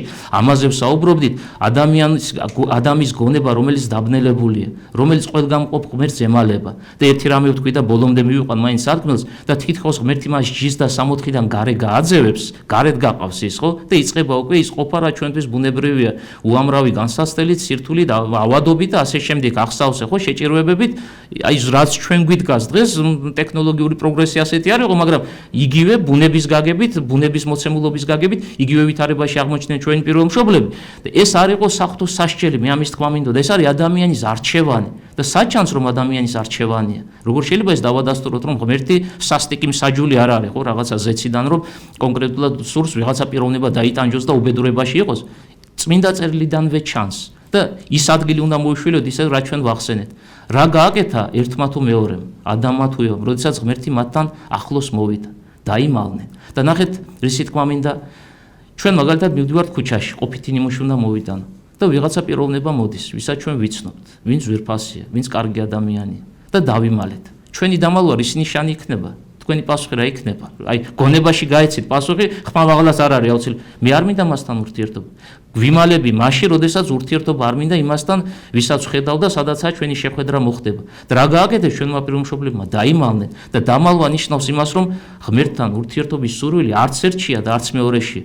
და 64 რა ადგილია? ზემოთ ვახსენეთ, ერთ-ერთი ფრაზა ასეთი იყო ჩემგან წარმოთქმული, ღმერთთან ურთიერთობის სივრცეა, ღმერთთან ურთიერთობის ადგილი. რადგან ადამი იმალება, რადგან ევა იმალება, ხოლო 64 ღმერთთან ურთიერთობის ადგილია, ისინი 64-ში ვეღარ გაჩერდებიან. მათი არჩევანი ასეთი და ღმერთი ამ არჩევანს არ უპირისპირდება და ორივე მათგანი 64-დან გამოდის და იწყება, როგორც ვთქვით, სირთულებით ახსავსე ცხოვრება, ხო, ყოფ ადამიანისა, რაც სიკვდილით ჭყალებში გვირგვინდება და სული ჯოჯოხეთში მკვიდრდება შემდგომში ერთ თვითონ მეორე და მათდაკვალად მთელი კაცობრიობა. აი ეს არსებითი განსხვავება ანგელოზის დაცემას და ადამიანის დაცემას შორის. ანგელოზს არჩევანი შეგნებულად, სრულად აქვს აღსრულებული და სადაც სრული შეგნებულობა უკან დახევა არ ხდება, ამაზე ვსაუბრობ ჩვენ ადამიანის არჩევანი ბოლომდე გააზრებული არ იყო და ამას ცხადყოფს ადამიანის ცხოვრება.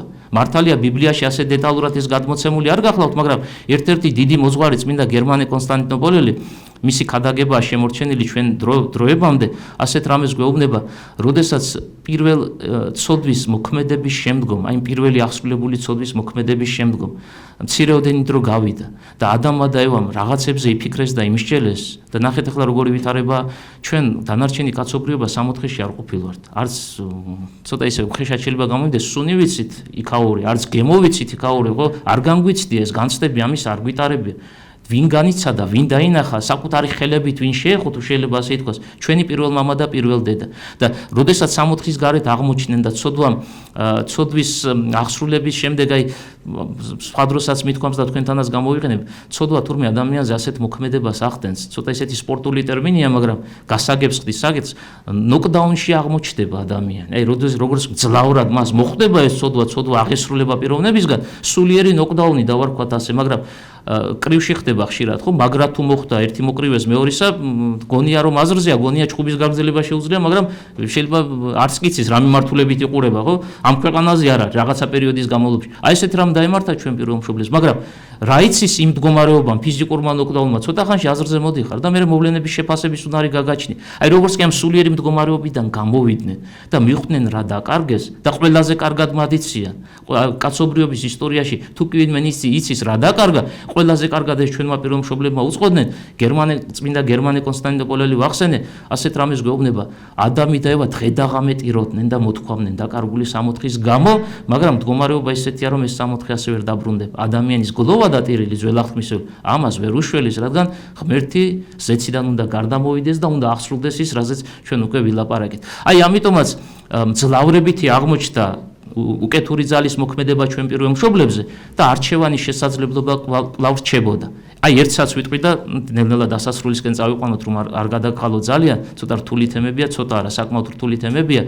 მამები ასეთ რამეს გვეუბნებიან. ჩვენ ვახსენეთ, რომ ანგელოზის შეცოდება ის არის შეუნანებელი არჩევანი, ადამიანის შეცოდება არის სინანულის შესაძლებლობა. რჩება მაინც, ხო? და დასტურად ადამი და ევა მოვიყვანით, რომლებიც გაბრწყინებულები არიან და წმინდანები არიან, სასუფეველში მკვიდრობენ. დღევანდელი მოცემულობა ასეთია. აი, უფრო კარგად რომ გავიაზროთ, ერთ რაღაცას გეტყვით. არ არსებობენ ადამიანებში შეუნანებელი ცოდვილები? შეკითხვა დავსვათ ასეთი, როგორ არა? ეკლესიის მამები პირდაპირ გვეუბნებიან, რომ კაცობრიობა პირობითად ჩვენ ეს დაყოფა ვთქვათ ორ ნაწილად იყოფა. ერთი ნაწილი არის მონანული ცოდვილი, მეორე ნაწილი არის შეუნანებელი ცოდვილი. მოდით ახლა კიდევ ერთ რამეს ვიტყვი. ღმერთმა ადამიანს თავის ხატად შექმნა და ხატისებრიობა რას ნიშნავს? ამით დავიწყეთ ჩვენ საუბარი, ნიშნავს აზროვნებას და თავისუფალებას, ანუ თვითუფლებრიობას. ოღონდ ამას სჭირდება დაკონკრეტება, როგორ აზროვნებას და თავისუფალებას შეიძლება ადამიანმა იაზროვნოს და თავისუფალება მოქმედებაში მოიყვანოს და უბედურება მოაწიოს ვიღაცას, რაღაცას, ხო, რაღაც საშინელება ჩაიდინოს, ბოროტება ჩაიდინოს, ცოდვა აღასრულოს, აზროვნებით და თავისუფალინებით. ანუ ეს ზოგადი განსაზღვრება საკმარისი არ არის. აი ხა კიდევ ერთი ტერმინი უნდა შევამატოთ. ღვთის ხატება როგორი აზროვნება და თავისუფალინება ყოფილა? სათნო აზროვნება და სათნო თვითუფლებრიობა. აი ეს არის ღვთის ხატისებრიობა. მაგრამ დაცემულ ანგელოზსაც ქონია ხატება. დაცემული ანგელოზის ხატებაც არსებობს თურმე, როგორც ამას საეკლესიო ლიტერატურაში ვკითხულობთ. და აი შეუნანებელი ცოდვილები საკუთარ თავში დაცემული ანგელოზის ხატებას ატარებენ. და მოდი შეკითხვა დავსვათ ასეთი. თუ კი ღვთის ხატება სათნო აზროვნება და სათნო ნებელობაა, დაცემული ანგელოზის ხატება ადამიანში რა იქნება? პასუხი მე უნდა გავცე, შეკითხვის დამსმელი მე ვარ ამ შემთხვევაში, ხო? დაცემული ანგელოზის ხატება არის შეუნანებელი მდგომარეობა. აი ადამიანი, რომელსაც სინანული არ გააჩნია და როგორ გითხრათ, დაძინებულია ამ მდგომარეობისთვის, ხო, მისთვის უცხოა სინანული და ასე გარდაიცვლება, ასეთი ადამიანი საკუთარ თავში ღვთის ხატისებრიობას კი არ ატარებს თურმე საეკლესიო ეგზეგეტიკის მიხედვით, არამედ დაცემული ანგელოზის ხატებას და ამით იმის თქმა მინდოდა. მარტო ზეცაში აღსრულებული ამბოხების შედეგად კი არ მივიღეთ ჩვენ შეუნანებელი არჩევანი. კაცობრიობის გარკვეული ნაწილი ამ არჩევანის მფლობელი, ამ არჩევანის გამაცოცხლებელია საკუთარ თავში და ვინც ამ არჩევანს ფლობს, მარადიული წარწმედას ასეთი ადამიანი ექვემდებარება, რა თქმა უნდა, ჯვარისწერია ყველას. მოდით ახლა შევაჯამოთ, საათზე მეტი კი გავიდა და არ მინდა რომ გადაგყავოთ. მოკლედ და მე შეკითხვები ალბათ რაღაცები იქნება და მე შევეცდები ჩემი შესაძლებლობების პარკლებში გიპასუხოთ. ძველი და ახალი აღთქმა ეს არის ორი აბსოლუტურად განსხვავებული მოცემულობა. ღვთის განგებულებით ქრისტეშობამდელი ეპოქა ეს არის ერთგვარი სასჯელის პერიოდი კაცობრიობისათვის და ამ სასჯელიდან გამოსავალი უბრალოდ არ არსებობს და სხვათა შორის ერთი რამ გამახსენდა და აი ამით დავასრულებ. ეკლესიის დიდ მოძღვართან წმინდა დიონისე არეოპაგელთან გვხდება ასეთი რამ. ძველი აღთქმა ეს არის ღვთისმეტყველება, ხოლო ახალი აღთქმა არის ღვთისმოქმედება. თეოლოგია და თეორგია ბერძნულში ასეთ ორ ტერმინს იყენებს. ძველი აღთქმა არის თეოლოგია, ქართულად ღვთისმეტყველება და ახალი აღთქმა არის ღვთისმოქმედება, თეორგია ბერძნულად. რას ნიშნავს? აი პირველად რო წავიკითხეთ, ცოტა გააზრება გამიჭირდა, მაგრამ რომ გავიაზრე, გამაოცა სიმართლე რომ გითხრათ ამ განმარტებამ, მსგავსი არავისთან არაფერი არ შემხედრია. იცით რატომ არის ძველი აღთქმა ღვთისმეტყველება? ძველი აღთქმის ეპოქაში ასპარეზზე გამოდიან ადამიანები, რომლებიც იმეცნებენ, როგორ მოხდება კაცობრიობის გამოხსნა, მაგრამ შედეგი არ დგება. არ ამოქმედებულა ჯერჯერობით ის წინასწარმეტყველებები, რაც ამ ადამიანმა შეიმეცნეს. ამიტომაც ყველა ამ წინასწარმეტყველებას, რაც ღმერთმა გაუცხადა წინსრებით, არ მომხდარა, ხო? პირველ საუკუნემდე ღვთის განკაცება თეოლოგია ეწოდება, ღვთისმეტყველება ეწოდება, მესიასთან დაკავშირებული მოძღვრებების გადმოცემას. აი რაც შეიძლება ახალ აღთქმას, რაც იყო ნაწინასწარმეტყველები, ანუ ნაღვთისმეტყველები დიონისესეულ ტერმინოლოგიას თუ მოვშველეთ, მოქმედებაში მოვიდა. და რადგან მოქმედებაში მოვიდა, ახალ აღთქმას ეწოდება თეორგია, ანუ ღვთისმოქმედება, ანუ ღმერთის ზეციდან გარდამოსვლა, ადამიანად მოვლინება და შემდგომ აი სულიერი ასპარეზის აღსრულება, რაზეც ჩვენ ვილაპარაკეთ, აი ამ გაგებით ეს ორი ეპოქა აბსოლუტურად არსობრივად სხვაობს ერთმანეთისაგან. ძალიან დიდი მადლობა მოსმენისთვის და ბოდის გიხდით თუ რაღაცა რიგ შემთხვევაში გაუგებრად გადმოვეცი და დაგღალე და ვერ მოვიტანე ისე როგორც საჭირო იყო. მადლობთ. ერთ-ერთი ყველაზე ესეთი არსებითი და მნიშვნელოვანი და რთული საკითხია იმავდროულად. ახლა აქ რაზეც იყო ლაპარაკი, ანუ მაინც დავაკონკრეტებ მამა ირაკლის შეკითხვას, ხომ შეიძლება და ღმერთს ისე ემოქმედა ბოროტება საერთოდ არ შემოსულიყო ამ სამყაროში. ყოვლის შემძლე თუა და ვიცით რომ ერთ-ერთი თვისება ეს არის, მოდი ასე ადამიანი უკრძალავს ადამიანს და აკრძალვით არ აკეთებს ის მეორე და ღმერთს არ შეეძლო, აი აკრძალა და დამთავრდებოდა, არც ანგელოზი დაეცემოდა და არც პირველ მშობელი, ხო? აი რაღაც ძალიან თუ გავამარტივებთ, ასე დგას საკითხი. პირველი რაც მახსენდება ამ შეკითხვაზე პასუხი ზოგადი დავიწყოთ, დაცული არის წმინდა იოანე დამასკელთან გარდამოცემაში. ალბათ ვისაც წაკითხული აქვს გაახსენდება, რისი თქმა მინდა, წმინდა იოანე ასეთ რამეს გვეუბნება, რომ თუ კი იმის გამო, რომ როდესაც ღმერთი შექმნიდა საკუთარ ქმნილებებს და ეს ქმნილებები უკეთურ არჩევანს აღასრულებდნენ, აი ამის მოლოდინით ღმერთი არსეობაში არ შემოიყვანდა გონიერ არსებებს, ანუ იგულისხმებიან ანგელოზები და ადამიანის შეცოდება იქ არის, ხო, სხვაგან სადაც თავისუფალინება ცოდვა იქ არის, აი ესეც დავაკობთ ცხოველთა სამყაროში ცოდვა არ არსებობს იქ, უნებური მოქმედებებია და ეს განსაზღვრებას ვთქვათ, ხო, მხოლოდ ორ შემთხვევაშია ცოდვა, ეს არის ანგელოზი და ეს არის ადამიანი. თუ კი აი ამის გამო რომ თურმე მე შევქმნი სამყაროს ღმერთი ფიქრობს თითქოს თავისთვის და მე იქ ანგელოზი და ადამიანი უკეთურ არჩევანს გააკეთებს და მოდი არ შევქმნი ამის გამო. ნახეთ იოანე დამასკელი ცოტა ფილოსოფიური პასუხია, მაგრამ მე მგონი არ გაგვიჭირდება გააზრება. გამოვიდოდა რომ არსებულ სიკეთეს ძლია არ არსებულმა ბოროტებამ. გესმით შინაარსი, აი კარგად გავიაზროთ. რა გამოვიდა, ნახეთ, ღმერთი არსებული სიკეთეა, ბუნებითი სიკეთეა, რომელსაც არ აქვს დასაბამი და დასასრული. სამყარო არ არის შექმნილი. ისევ აი ამ ჟელობაში გამომყევით და ღმერთი ადამიანურად ვთქვა, ფიქრობს. მოდი ახლა შევქმნი სამყაროს, მაგრამ ჩემი ქმნილება ანგელოზის და ადამიანის სოდვას დაექვემდებარება. მოდი არ შევქმნი, რახან ასეა საქმე. რა გამოვიდა? არ არსებულმა ბოროტებამ, იმიტომ რომ არ შექმნა ღმერთმა ეს სამყარო ამ მიზეზის გამო, რაც ზემოთ ვახსენე, ძლია არსებულ სიკეთეს და ეს შეუძლებელია. არ არსებული მით უმეტეს ბოროტება სიკეთეს ძლევდეს. აი ესეთი ფილოსოფიური, მაგრამ ძალიან საინტერესო პასუხი აქვს გაცემული წმინდა იოანე დამასკელს. მერე სხვა მამათა კომენტარებიც მოვიტანოთ და სხვა მამები ასეთ რამეს გვეუბნებიან. შეცოდება აღსრულდა ზეცაში, მაგრამ ჩვენ ვიცით რომ ეს შეცოდება საყოველთაო არ იყო. რაღაცა ნაწილი დაეცაო სხეულო ძალებისა. და მოდი დავაკონკრეტებ, მამა ირაკლი მახსენა აპოკალიფსის წიგნი 1:13. ანდრია კისარია კაბადოკილი ასე განმარტავს, იმ 1:13-ში არა მარტო უსხეულო ძალები, არამედ წარწყმედას დაქვემდებარებული კაცობრიობის ნაწილიც მოიაზრება, ანუ განაზოგადებს კიდევ უფრო ვრცლად. რაც შეეხება დაცემულ უსხეულო ძალებს, ჩვენ რაოდენობა მათი არ ვიცით, მაგრამ ზოგად განსაზღვრებას მაინც გეტყვით ეკლესიის მამებთან რა შინაარსის სწავლებაა დაცული, 9 დასი არსებობს ანგელოზებისა. ეს მე მგონი ყველამ კარგად ვიცით. მე-9 დასიდან, ანუ საკუთრივ ანგელოზთა დასიდან მოხდა დაცემა. თუმცა სრულად არა. ანუ 9 დასიდან მხოლოდ 1 დასი უნდა დავტოვო და იმ დასიდან რაღაცა ნაწილი დაექვემდებარა, თუმცა დიდი სიმრავლე. მაგრამ რაოდენობრივად გაცილებით მეტნი არიან ისინი, ვინც პირვანდელ სიკეთეს ინარჩუნებენ და კიდევ უფრო მეტად განიღრთობიან და ამ სიკეთეში წარიმატებიან. და ნახეთ, მეორე პასუხი რა არის? რაღაცა ნაწილმა რომ შესწოდა. ამის გამო, ვინც არ შესწოდა, იმათმა რა დააშავეს, რომ მას შეექმნა ღმერთს, ისინი და არსებობაში არ შემოიყვანა, ხო? ანუ შენ რომ ცუდად იქცევი, ამის გამო მე არ განვიკუთვნო სიკეთეს, ეს რანაირი სამართლიანობაა. მე თუ იმ საქმეს კარგად ვიყენებ, იმის გამო რომ მეორე აშავებს, არც მე არ უნდა მქონდეს ამაში წილი, ეს ხო უსამართლობაა. მერე ადამიანებზე გადადიან მამები ამ განმარტების გაგრძელების პროცესში. ვიღაცები რომ შეუნანებელ მდგომარეობაში იმყოფებიან, ვიღაცები სინანულით ახსავსენი არიან და ღმერთთან მარადიულ ურთიერთობას მოიპოვებდნენ და იმად გამო, რომლებიც შეუნანებელნი არიან, რა დააშავეს იმ ადამიანებმა, ვინც მარადიულად ღმერთთან ყოფობის სურვილს ეძიებს და რეალიზება ხდება კიდევაც ამ მდგომარეობისა. ამიტომაც ერთის დანაშაულით სხვა არ განეკითხება. ყველა ცალკე აღებული პიროვნება საკუთარი დანაშაულის გამო აგებს პასუხს. ეზეკიელის წიგნი გამახსენდა, არ არის პასუხისმგებელი შვილი მამის დანაშაულისთვის და არც მამა შვილის დანაშაულის მიზეზით. ხო, აი პირველ ნაწილს ფილოსოფიურს, მეორე უფრო პრაქტიკული განმარტებად შევმატეთ და აი ამ ფორმით არის წარმოჩენილი. მაგრამ მაინც დაუბრუნდეთ დასაწყის ნაწილს შეკითხვისა და ჩემეული მსჯელობა შემოგთავაზეთ. არ შეეძლო რომ არ მომოქმედებულიყო ცოდვა უზენაეს? როგორ არ შეეძლო? შეძლებით შეეძლო.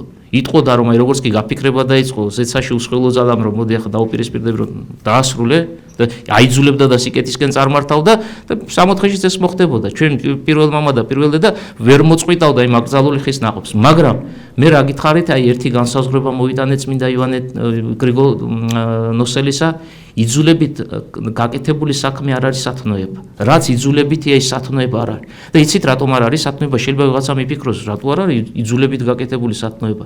აი ისე პრაქტიკულად შევხედოთ, თქვენ თუ მე რაღაცის გაკეთებას მაიძულებთ, ჩემი ნება არ არის. მაგრამ თქვენ მაიძულებთ და მე ვაკეთებ და ვიღაცები უყურებენ გარედან და კარგი საქმეა, სახელს ამას დაარქმევენ, რომ ეს კაცი საქმეს აკეთებს და კარგ საქმეს აკეთებს. მაგრამ შინაარსი არიციან, ვერ ხედავენ რომ თქვენგან ვარ იძულებული. შეკითხვას ასეც დაგისვათ. ჩემში შინაგანად რა განცდები იქნება? აი ჩემი ფიქრები, ჩემი მდგომარეობა, ჩემი აი გამოძახილი სულისა რა იქნება თქვენ მიმართ? როგორ გონიათ? სიყვარული იქნება თუ უნდა შევცვალო აქ ტერმინი მეორე თუ სიძულვილი იქნება, როცა იძულების ქვეშ ვარ თქვენგან. რომელი იქნება? სიყვარულის მიერი შეიძლება ამას ვერ ვბედავ, ვერ გიბედავ, ბევრნი ხარ და მეშინია რაღაც მიზეზების გამო, მაგრამ რისი მატარებელი ვიქნები სინამდვილეში, აი გულწრფელად, შინაგან სიძულვილის თქვენ მიმართ. რატო? იძულების ქვეშ ვარ და არ მინდა ისეთ რამეს მაკეთებინებ. და ნახეთ ახლა ეს იძულება გაგრძელდა. მარტო ერთხელ კი არ მოხდა, მეორედაც მაიძულეთ. მესამედ მაიძულეთ, მეოთხედ მაიძულეთ. ახლა შეკითხვა დავსვათ კიდევ ახალი. როდის არის უფრო მეტი სიძულვილი? პირველი იძულების დროს თუ მეხუთე, მეათე, მეასე იძულების დროს? რამდენს უფრო მეტად მაიძულებთ, იმდენი შემში სიძულვილის გრძნობა გაიზრდება თქვენ მიმართ და აი თუ კი ღმერთი იძულებითა და ამოქმედებდა ერთში თუ მეორეში თავის ამ ყოვლადძლიერნებას, განა არ იქნებოდა ასე, იქნებოდა, იქ იქნებოდნენ სადაც არიან, მაგრამ ეს არ იქნებოდა უკვე სათნო მოქმედება და არც სიახლოვის შესაძლებლობას არ მისცემდა აი ამ არსებებს, ანგელოზებს თუ კაცობრიობას, ადამიანებს და ამიტომაც ღმერთი თავისუფლებას ანიჭებს უსხეულო ძალაა თუ ადამიანი, სრულ თავისუფლებას ანიჭებს და ჩვენ ხშირად საყვედურობთ ხოლმე ამას და მეც მქონია ჩემ თავში ეს განცდა და სხვებისგან მომისმენია და ნახეთ არასწორი მიდგომა გვაქვს და იმიტომ რაც გვინდოდა ის მოგცა. და ნახეთ ფრაზა ვთქვი, რომელსაც განმარტება სჭირდება. კითხვას დაგისვამთ. აი შინაურულად შემოვდივარ ახლა ძალიან ურთიერთობაში. რა გირჩევნია თქვენ და მე ერთად?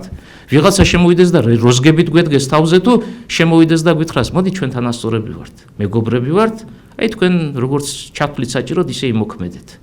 პირველი შემოვიდა და ის გვეუბნება რომ არა, მე რაც მინდა იმას გააკეთებ და არ გააკეთებ და გადაგვიჭირა როზგები ბოდიში ამ გამოთქმას. აი ამ ორი ურთიერთობის ფორმიდან რომელი გვირჩევნია? გავცეთ პასუხი. აბა თუ ადამიანი ნორმალურად აზროვნებს, ყველა იტყვის რომ ის მირჩევნია მეორე, რომელიც თანასწორობით შემოდის ურთიერთობაში და მეუბნება რომ მეგობრები ვარ და თავისუფლად იმოქმედე, ხო? ანუ ჩვენი სურვილი რა ყოფილა? რა სურს შინაგანად ადამიანს? თავისუფლება. არა იძულების ქვეშ ყოფნა, არა ჩექმის ქვეშ ყოფნა ბოდიში ამ გამოთქმაზე კიდევ ერთხელ, ხო? არამედ აი როგორც თანასწორები, მეგობრები ისე ურთიერთობდე და რაც გვინდოდა ის მოგვეცა და კიდე ჩვენ საყვედურებს ვამბობთ, აი რისი მსურველებიც ვიყავით, ის მოგვეცა ძალმომრევებით იმოქმედება არ ყოფილა და აი აქედან გამომდინარე, წეგან ახსენა მამა ირაკლი, ვერავინ ვერ იტყვის, როცა დადგება შესაბამისი ჟამი, ადამიანში მხილად სპიერება, რაღაცას ყოველთვის ეპოტინება თავის გასამართლებლად, მაგრამ აი როცა შესაბამისი ჟამი დადგება და სხვანაირად ვიტყვის საქმეზე მივა, ხო? იქ ვერავინ ვერ გაიმართლებს თავს, რადგან ყველას ის მოგვეცა და კაცობრიობის ისტორია ასეთი, რისი მსურველებიც ვიყავით და შენ თუ ამას სწორად გამოიყენებ, ეგ შენი საქმეა, შენი დამსახურება, შენი ღირსება, კი ბატონო, მაგრამ თუ არასწორად გამოიყენებ, აი ამის გამოც პასუხის გაცემა მოგიწევს და აი იქ უკვე თავის გამართლების შესაძლებლობა არ იქნება. უბრალოდ მამა ირაკლი სულ ბოდიშის მოხდა ერთსაც დავამატე, სულ ერთსაც. ნახეთ, აი მამებთან ხდება და ამიტომაც თავისუფლებას მივცემ, ასეთი რამე გითხრათ. მაგალითად ადამიანში არის შეუნანებელი არჩევანი და ასე მიღმერ სამყაროში გარდაინაცვლა. და ღმერთმა მიუხედავად ამ არჩევანისა, იძულების წესით მოკიდა ხელი და მართალთა შორის დაამკვიდრა. რა დაემართება ამ ადამიანს, რა მდგომარეობაში იქნება? მამები ასეთ რამეს გვეუბნებიან. ხო იტანჯება, მდგომარეობა მისი ტანჯვა, იმიტომ რომ ნახეთ, სიძულვილი თუ აქვს ადამიანს და ადამიანები ვარ და ვის არ განგვიცდი ეს გრძნობა. სიამოვნებაა თუ ტანჯვაა, როცა ეს არის ტანჯვა, როცა რაღაცა გძულს, ვიღაცა გძულს, შინაგანად იტანჯები, რაღაც უბედურ მდგომარეობაში ხარ ადამიანი. და ამ მდგომარეობის ფლობელი პიროვნება იტანჯება, მაგრამ აი იძულების წესი თუ იმ სივრცეში აღმოჩნდა, იმ მდგომარეობაში აღმოჩნდა, რომელიც მისთვის საერთოდ უცხოა, აბსოლუტურად უცხოა, იქ გაათმაგდება ტანჯვა. ამიტომაც უკანასკნელი წყალობა ცოტა უცნაური გამოთქმაა, მაგრამ უკანასკნელი წყალობაა ღვთისა, მდგომარეობის შესაბამისი ადგილია და იმიტომ. ერთი ნიმუშიც მახსენდება, აი ვიღაცა ღვთისმსახური ადამიანისთვის, რომელსაც ღმერთი უყვარს, ლოცვა უყვარს, ეკლესია და ღვთისმსახურების პროცესი არის რაღაც სიცოცხლე, აი როგორც ირემი წყალს ეწაფება, ისე ეწაფება ლოცვის დროს საღვთო მოძღვრებებს და სწავლებებს, მაგრამ ეს ერთი კაცი. მეორე ისიც ადამიანია, ხა მეორე მაგალითი უნდა გითხრათ, ხო? ორი ხელი აქვს, ორი ფეხი აქვს, ორი თვალი აქვს და ასე შემდეგ, ხო? ერთი ბუნების მქონენი არის. რო შეიყვანო და გააჩერო, დააბა აიწყვიტავს და გაიქცევა. და რატომ? მდგომარეობა არ შეესაბამება. ერთისა სხვა არის, მეორისა სხვა არის. ანუ აქ ადამიანი რომ არის და ერთი ბუნების მქონე, ეგ კი არ არის გადამწყვეტი.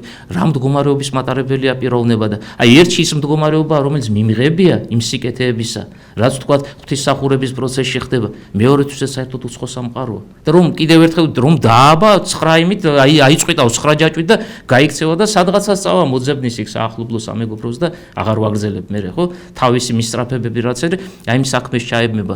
აი მიმღებლობა განაპირობებს ამას და თუ არა აქვს ადამიანს მიმღებლობა, რომ დავაბათ იქ, ისეთი ბორკილები დავაბით, ვერ აიწყვიტავს, ხო, პირობითად. რა დაემართება, რა მდგომარეობაში იქნება? იტანჯება და იტანჯება. როდის დასრულდება, არ დაამთავრებენ, ვინ არიან ესენი? აი ამ განცდით იქნება და ანუ ტანჯვა ის რაც ვიღაცისთვის სიცოცხლეა, ვიღაცისთვის ცხოვრება და შემეცნებაში წარმატების შესაძლებლობაა და არა და ორივენი კაცნი არიან, ადამიანები არიან და ერთი სხვა გამოძახილია, მეორეში სხვა. მე მახსოვს თქვენ წიგნში არის წმინდა დიონისე არიოპაგელის მიერ ესე იგი სწავლება, რომ მე ამბოხი ანგელოზების მოქმედება გამოვლინდა ესე იგი სამდგომარეობაში. ანუ ესე იგი ამ პარტავნების შემადგენელი ნაწილებია, ხო? ესე იგი პირუტყული გრისმანება, უგუნური გულისხმა და მოუვიდებელი ოცნება. აი ეს რო აღიხსნა კარგად, აი ამის შესახებ. როდესაც ჩვენ ორი დაცემის შესახებ საუბრობთ, საკითხი ასე დგას. და ხშირად ადამიანები აი მსჯელობაში მე თვითონ მახსოვს სანამ მივიდოდი აქამდე და ეს დასკვნები აღმოჩენილი იქნებოდა ჩემგან, თუმცა მე არა ვარ პირველი ვინც ეს აღმოაჩინა, ვისაც წაუკითხავს ყველას აქვს ნანახი, უბრალოდ ჩემ თავთან მიმართებით ვამბობ, ვითარება ასეთი რომ შეკითხვა შემდეგი სახით დაისმის. კი, მაგრამ ადამიანის არსებობის დროს მის მიერ აღსრულებული შეცოდება გასაგებია, იმიტომ რომ სამყაროში ბოროტება არსებობს. არსებული ბოროტება რომ მოქმედებაში მოვიდა, ახლა ამას დიდი ლოგიკა არ სჭირდება, ხო? მაგალითად, რა ვთქვათ, ახლა აი ეგ სინათლეა და ეს სინათლე მოქმედებს, ხო? ან წვდიადია და ღამდება და ღამე თავისას იზამს. მაგრამ თუ არ არსებობს ღამე, სიბნელე, როგორ მოვიდა ბოროტება მოქმედებაში? ანგელოზის შეცოდების დროს. ჩვენ ახლა ანგელოზზე ვსაუბრობთ. ანგელოზის დროს დაცემა არ არის სამყაროში. არ დაცემულა არავინ, ხო? წინაპირობები არ არსებობს. ადამიანის შეცოდებისას წინაპირობები არსებობს. გაუკეთურებულია რაღაცა ნაწილი უსხელო ძალებისა და ერთ-ერთი ყველაზე თუ არიცი განმარტება რთულად პასუხგასაცემის საკითხია ანგელოზის დაცემის პროცესში არ არსებული ბოროტება როგორ ამოქმედდა, ხო? ასე შეიძლება ფორმულირება მიუცეთ შეკითხვას. და დიონისე არიოპაგელთან ან დიდ მოძღვართან პავლე მოციქულის მოწაფეა, პავლე მოციქულმა მოაქცია, მე ათენის მღვდელმთავრად დაასხა ხელი და პირველი ათენელი მღვდელმთავარია, ანუ ადრეული ეპოქის მოღვაწეა. მას უკავშირდება შრომების კრებული, რომელიც არიოპაგიტული კორპუსის სახელით არის ცნობილი და ერთ-ერთ შრომაში ასეთი პასუხია გაცემული. ანგელოზმა შემწოდებმა ზეცაში რაც მოხდა იმაზეა საუბარი, სამი მოქმედება აღასრულეს, მამა ირაკლის როგორ კარგად დაუმახსოვრებია, ეს არის უგუნური გულის თქმა, ანუ რა მოქმედებები ამ პარტავნება ვთქვით, მაგრამ ეხლა კონკრეტულად სხვა მიმართულებით მივიდოდეთ. უგუნური გულის თქმა, ესე იგი უგუნური გულის თქმა, პირუტყული მრისხანება და კადნიერი ოცნება წარმოსახვა. ასეთ სამი რამ ჩამოთვალ. ჩვენ ახლა ორად გავყოთ. აი ეს სამეული ჩამონათვალი, რომ უფრო მარტივად და ადვილად გასაგები იყოს. უგუნური გულის თქმა და პირუტყული მრისხანება. ეს ცალკე განვიხილოთ და კადნიერი ოცნება წარმოსახვა ბოლოსთვის მოვიტოვოთ. ვითარება შემდეგი გახლავთ. როდესაც ღმერთმა შექმნა ცხოველური სამყარო და მერე ბოლოს ადამიანი, ესე იგი ცხოველებს უბოძა სამშვინველი და ადამიანებს უბოძა ვამარტივებ მაქსიმალურად სული. მაგრამ ცხოველებსა და ადამიანებს შორის რაღაცაში მსგავსებაა და რაღაცაში განსხვავებაა. რაშია მსგავსება? ცხოველურ სამყაროში ყოფა წარიმართება ორი მოქმედებით. ეს არის გულის თქმა და გულის წყრომა. ცხოველებში არის ეს მსურველობითი ნაწილი და მრისხანებითი ნაწილი. აი, რა გითხრათ, ზაღლი რომ ღრენას დაგიწყებს, საერთოდ უმიზეზოდ გულის წყრომა მოვიდა მოქმედებაში. სამშვინველი მასში არსებული, ღვთისაგან ბოძებული, ხო, ამოქმედდა და რაღაც მრისხანებაში გამოიხადა. მეორე ნიმუში რა მოვიტანოთ, ახლა გულის თქმისა ცოტა ღიმილის მომგვრელია, მაგრამ უცებ ეს მომივიდა აზრად. კაის სიცხეში, ზაფხულში, ღორი რომ ტყლაპოში ჩაწვება სადღაცას, გულის თქმიდან მოსული მოქმედებაა, ხო? გაგრილება მოსურდა და ხო არ აზროვნებს, აზროვნების უნარი არ აქვს, მაგრამ ინსტინქტურად ეს მოქმედება განახორციელა სამშვინველიდან წამოსული ძალის საშუალებით, რომელსაც გულის თქმა ქვია. ადამიანში გულის თქმაც არის და გულის წყრომაც არის. აი ტოლობის ნიშანი ცხოველურ სამყაროს და ადამიანს შორის. იმიტომ რომ ჩვენ რომ სურვილი გვაქვს რაღაცისა და ვინაა სურვილის გარეშე, რომელიც არ არსებობს ადამიანი, ეს გულის თქმით ხდება. ჩვენ რომ მათ შორის ერთმანეთსაც უჯავრდებით ზოგჯერ, საიდან მოდის და ოჯახის წევრებს და ზოგადად მრისხანება, გულის წყრომითი ნაწილი ამოქმედა ჩვენში. ოღონდ ჩვენში ემატება ერთი რამ, რაც არ არის ცხოველურ სამყაროში. ეს არის აზროვნება და თავისუფალი ნება. აი ხატისებრიობა ღვთისა, რაც კაცისთვის, ადამიანისთვის ყოფილა ბოძებული. შესაბამისად, ადამიანის გულის თქმა და გულის წყრომა როგორი უნდა იყოს? უნდა იყოს გონიერი და უნდა იყოს გააზრებული, ხო? მაგალითად, რაღაცა რომ მომინდა, მე წესით უნდა დავიწყო ფიქრი, რაც მე მინდა, ეს კარგია, სარგებლის მომტანია თუ შეიძლება ისეთ რაღაცა მინდა, რაც პირიქით ცუდია ჩემთვის, მავნია, ხო? ამის უნარი მაქვს რომ ვიმსჯელო ამაზე და დასკვნა გავაკეთო და მინდა, მაგრამ თქვა რომ არა, აღარ. მინდა, მაგრამ უარს ვამბობ. ვიღაცას გაუბრაზდი პირობითად, ხო? ისე რაღაც არ მომეწონა, როგორ შემომხედა, საკმარისი პატივი არ მცა და რაღაც მრისხანებითი ნაწილი მოვიდა მოქმედებაში. ჩემ თავთან მე შემიძლია ვიმსჯელო, რომელი დიდი საპატივცემლო ადამიანი შენახარე, ხა დიდი ამბავი, ისე თუ რაღაც განსაკუთრებული პატივისცემა არ დაიმსახურე, ხო? მე რა წადი გაიარე, ჩვეულებრივი ამბავია ხა. ამ ყველა შენი მადიდებელი და მაქებარი ხო არ იქნება, ანუ ჩემ თავში მსჯელობ და გულის წყრომას გასაქანს არ ვაძლევ და სხვათა შორის წმინდა წერილში ბოდისფიქრი ცოტა ვრცლად გაუნდის, მაგრამ თემა იმდენად ბევრი საკითხის გაშლა შეიძლება. აი დავით მეფსალმონე, რომელსაც თქვენ კარგად იცნობთ, ხო? და ყველაზე ხშირად მის მიერ დაწერილი წიგნიდან იკითხება ღვთისმსახურებისას ლოცვები, ფსალმუნებს გულისხმობ. ასეთი პროფესიის კაცი იყო, მწყემსი იყო ეს ადამიანი. აი, როდესაც სამუელ წინასწარმეტყველმა მისი მეფედ გამორჩევა მოინდომა და ცხება, ჯერ 7 ძმა ყავდა, თვითონ მერვეა ყველაზე პატარა და სახში მივიდა, იესე ქვია მამას. და სამუელმა არ იცის რომელ შვილზეა ლაპარაკი, მეფედ ვინ უნდა იყოს ცხებული და უფროსიდან დაიწყო მოყვანა იესემ, დავითის მამა. შეხედა სამუელმა, იფიქრა ისა ახოვანი ესეთი ბრგე, კარგად შესახედავებაში კაცები არიან, ღმერთმა უთხრა არა, შენ პირს ხედავ, მე გულს.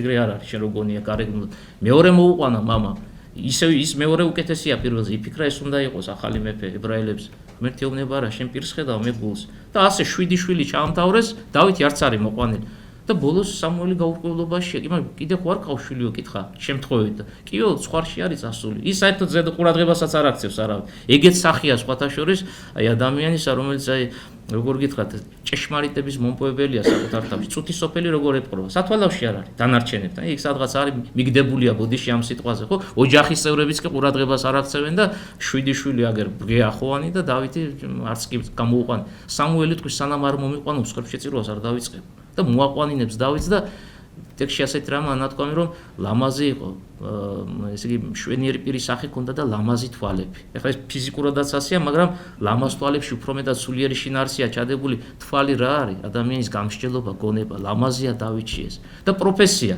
შორს წავედი უკან დავბრუნდები წემსია ეს კაცი და საულთან გამოვტოვოთ რაღაცები ასეთ ისტორიას იხსენებს მე როდესაც მამის სხვარსო მწყემსავდიო ლომი და დათვიო თავს დაესხმოდაო ამ სხვარსო გაიტაცებნენო გავეკიდებოდი უკანო ლომს და დათვს დავიჭერდიო ხახას გაუხევდიო კლავდიო და მამისეულ სხვარსო ისევ საწწოში ვაბრუნებდიო მართლაც ასეთი მარდი კაცი იყო ფიზიკურად ძლიერი და უშიშარი მაგრამ მხოლოდ პირდაპირი გაგება არ არის ამ ისტორიისა წმინდა მაქსიმე აფსარებელი ამ ეპიზოდს ასე განმარტავს რა არის დათვი და ლომი რითი დავიწყეთ ჩვენ საუბარი ადამიანში არის ორი მშვენიერი მოქმედება ცხოველებს რომ უტოლდებით გულის თქმა და გულის ყრომა დათვის სიმბოლო არის გულის თქმისა ლომი გულის სიმბოლო არის გულის ყრომისა რას აკეთებს დავითი მამისეული წყარი ღვთის სიტყვა როგორც განმარტავს წმინდა მაქსიმე როგორც კი გასტაცებს ღვთის სიტყვას მსჯელობის პროცესში ფიქრობს ხომ წემსია განმარტოებულია წემსავს აი თავის შინაგან სამყაროს სულიერად სიმბოლურად ეს მოიაზრებ როგორც კი გასტაცებს არასწორი გულის თქმა და არასწორი გულის ყრომა აი რაც მე გითხარით ვიღაცას გაუფრაზდები უაზროდ უშინაარსოდ ხო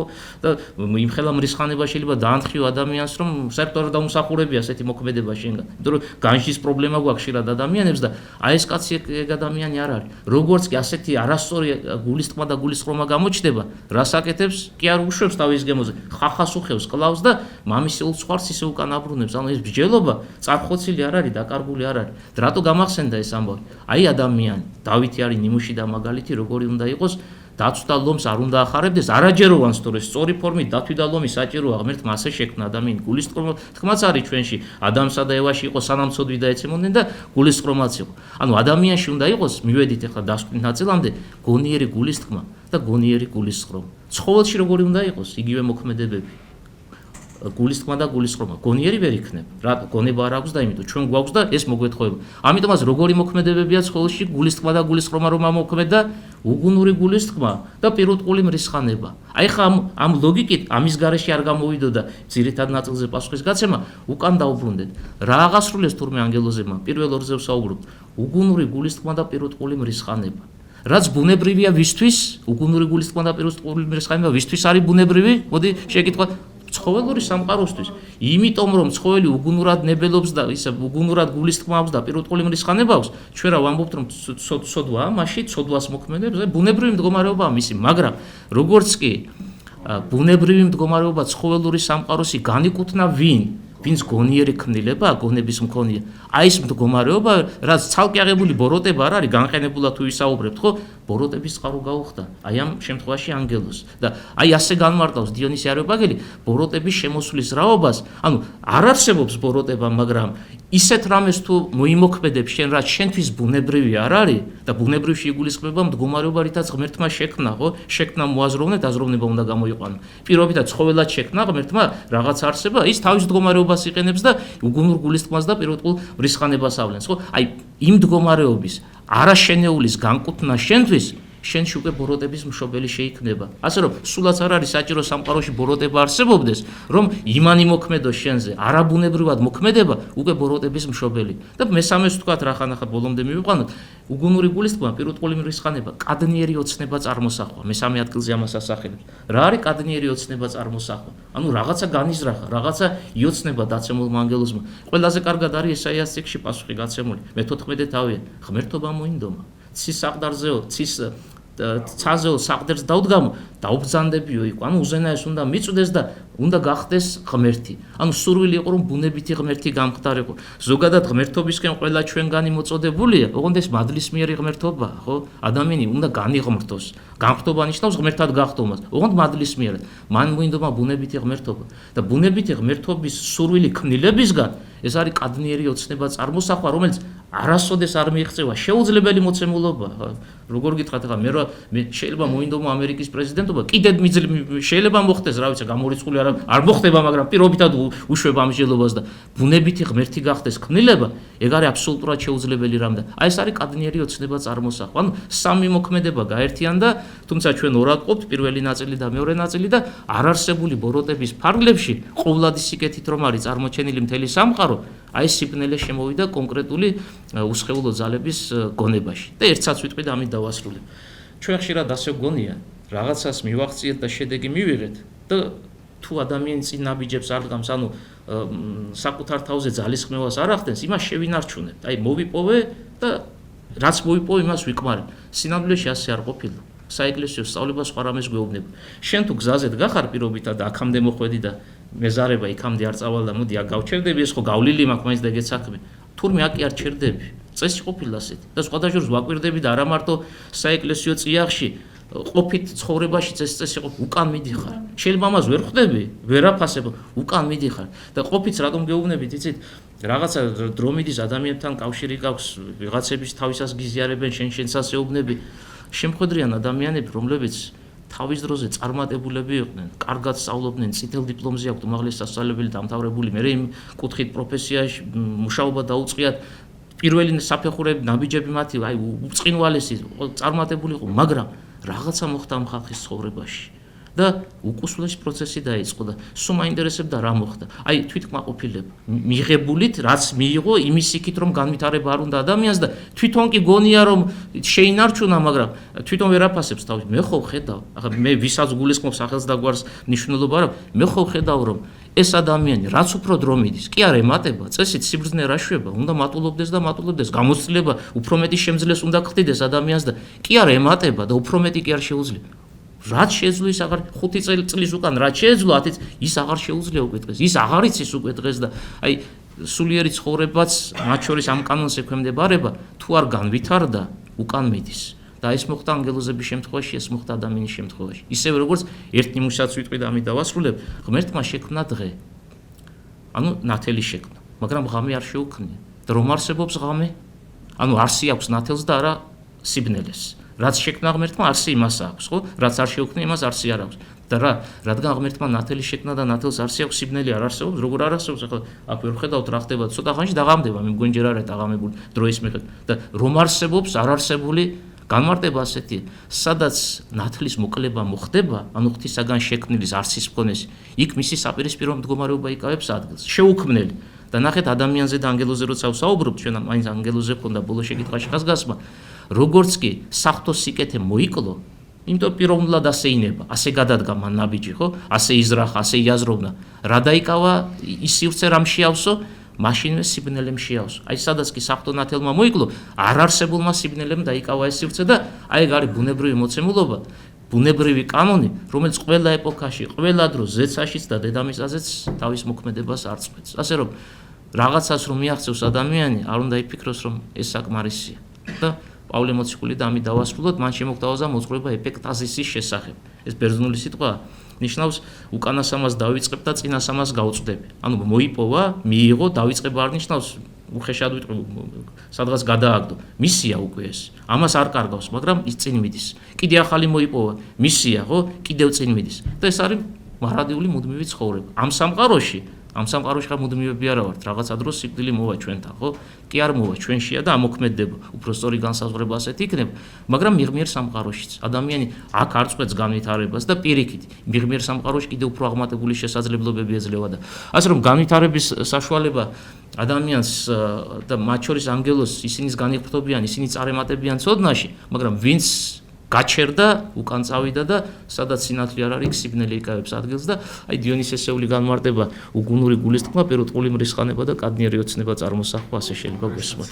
ბოროტი ძალა რომელიც დაეცა თავშესაფრებიდან გამომდინარე, თუ არის შესაძლებელი იმას რომ დავუშვათ მოვიდეს სინანულში, ან დავუშვათ ზეციური ანგელოზები, რომლებიც ღვთისმშობლობაში იმყოფებიან, მათაც ხო თავშესაფრება გააჩნიათ და შეიძლება თუ არა რომ დაეცენ ისინი. ეს პირველი შეკითხვა, მეორე შეკითხვა არის ესეთი, ესე იგი დავუშვათ როგორია სწავლება იმასთან დაკავშირებთან წმინდა მამათა გადმოცემა, რომ არ დაცემული იყოს ცნებები რომ დაეცოთ ადამს და ევას, უშუალოდ რა ფორმით გაგრძელდებოდა მათი ცხოვრება, ამ შესახებ და სად მდებარეობს, სად მდებარეობდა ედემის ბაღი, სამოთხე დაახლოებით რომელი სახელმწიფოს ტერიტორიაზე. დაცემული ანგელოზების სინანულის შესაძლებლობა.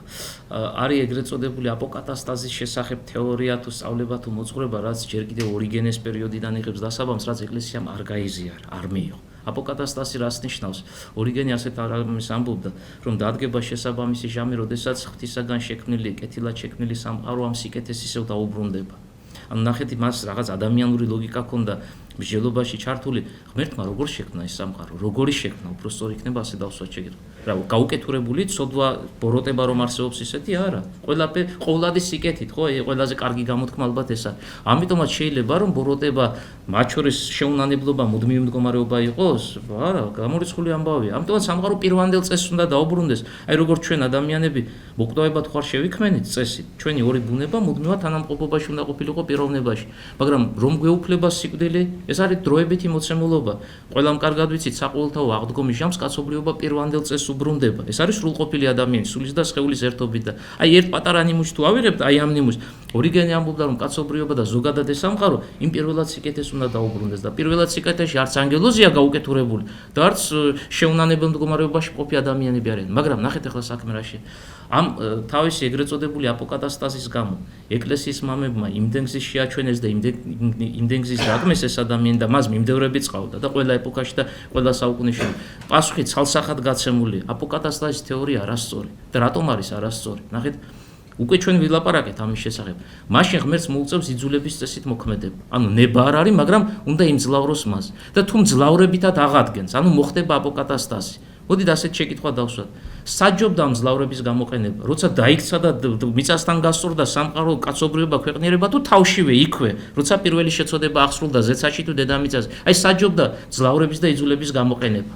ლოგიკური პასუხი უნდა გავცეთ. იქ სათავეში და არა მერე ოდესღაც, როცა ყველა და ყველაფერი გაუბედურდა და რადგან სათავეში მძლავრება არ მომხდარა, მძლავრებითი მოქმედება უზენაესისა და მას არ შეუჩერებია თუნდაც ზეცაში ამბოყი და თუნდაც სამოთხეში აღსრულებული შეწოდება, აი ეს გვიჩვენებს იმას, რომ თავისუფალ ნებაზე არც სამყაროს აღსასრულს არ იმძლავრებს უზენაესი და თავისუფალი ნება ჩვენ არ ჩუნდება.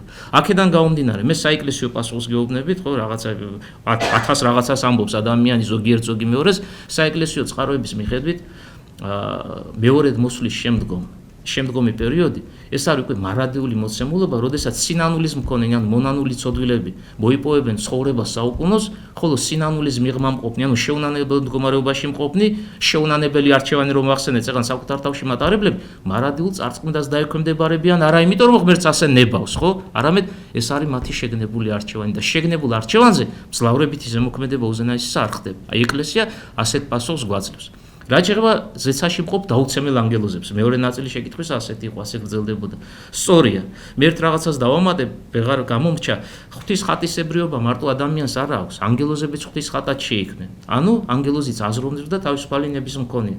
ყველაზე მარტივი დასტური რა არის, რომ ანგელოზი მოაზროვნე და თვითუფლებრივია. აბა შეწოდება როგორ მოხდება და თუ აზროვნების და თავისუფალი ნების უნარი არ აქვს, ხო? რახან შესწოდა და გაუკეთურდა და ვიღაცებმა არ შესწოდეს და სიკეთე შეინარჩუნეს. ეს გვიჩვენებს, რომ აზროვნებაც აქვს და ლებაც აქვს. ანუ ისინი ღვთის ხატები არის, ხატისებრნი არიან, როგორც ამას ეკლესია გვასწავლის, ხო? წმინდა წერილი და საეკლესიო ეგზეგეტიკა. დაეცემიან თუ არა? ანუ აზროვნებაცაა, ნებელობაცაა. შეინარჩუნეს კეთილი აზროვნება და კეთილი ნებელობა. მოხდება თუ არა შეწოდება, პიროვნებები ხომ არ წარხოცილან. კვლავ ისინი აზროვნებენ, ნებელობენ და თუ ერთხელ მოხდა, მეორედ რატო არ შეიძლება მოხდეს? ან მესამედ ან მეხუთედ. საეკლესიო განმარტება ასეთი გახდა, არ მოხდება არასოდეს დაცემა. და რატომ არ მოხდება? აი უკვე პატარა განმარტება დაგჭირდება, გამოცდილება შეიძინეს. გამოცდილება შეიძინეს არა პირადი, სხვების მდგომარეობიდან გამომდინარე. ეს გამოცდილება რას ნიშნავს? აი ისევ ყოფითი მაგალითი უნდა მოვიტანო, მაგალითად თქვენ და მე მივდივართ, ხო? და მე თქვენ წინ მივდივარ, თქვენ უკან მომყვებით. და უცებ ჩავარდი სადღაცას დიდ ორმოში. თქვენ რას გააკეთებთ? ისევ გადადგამთ ნაბიჯს, რაც აღარ გადადგამთ. აუვლით გვერდს და სხვა გზას მოძებნით და ჩვეულებრივად მარტივად გააგრძელებთ ცვლილობას, არ დაიზიანებთ საკუთარ თავს. ერთი გამოცდილება შეიძინეს, ნახეს ღმერთთან დაპირისპირების შედეგი როგორია? იმიტომ რომ ანგელოზები იყვნენ ისინიც, ხო, ერთი ბუნების მქონენი, ბუნება ერთი ანგელოზური, ისე როგორც კაცობრივი და აი მათი თანამებუნებე, ცალკე აღებული ჰიპოსტაზები რამ მდგომარეობაში აღმოჩნდნენ არასწორი არჩევანის შედეგად, აი ეს გამოცდილება აქვს, ეს ერთი მხარე. და ნახეთ, კიდევ ერთი ნიმუში უნდა ვთქვა. ადამიანი როცა გარდაიცვლება, თურმე პირველი პერიოდი, რასაც ის მოიხილავს, ერთ-ერთი სივრცე უпростоრად ჯოჯოხეთია. ჯოჯოხეთის მხილველის გახდება.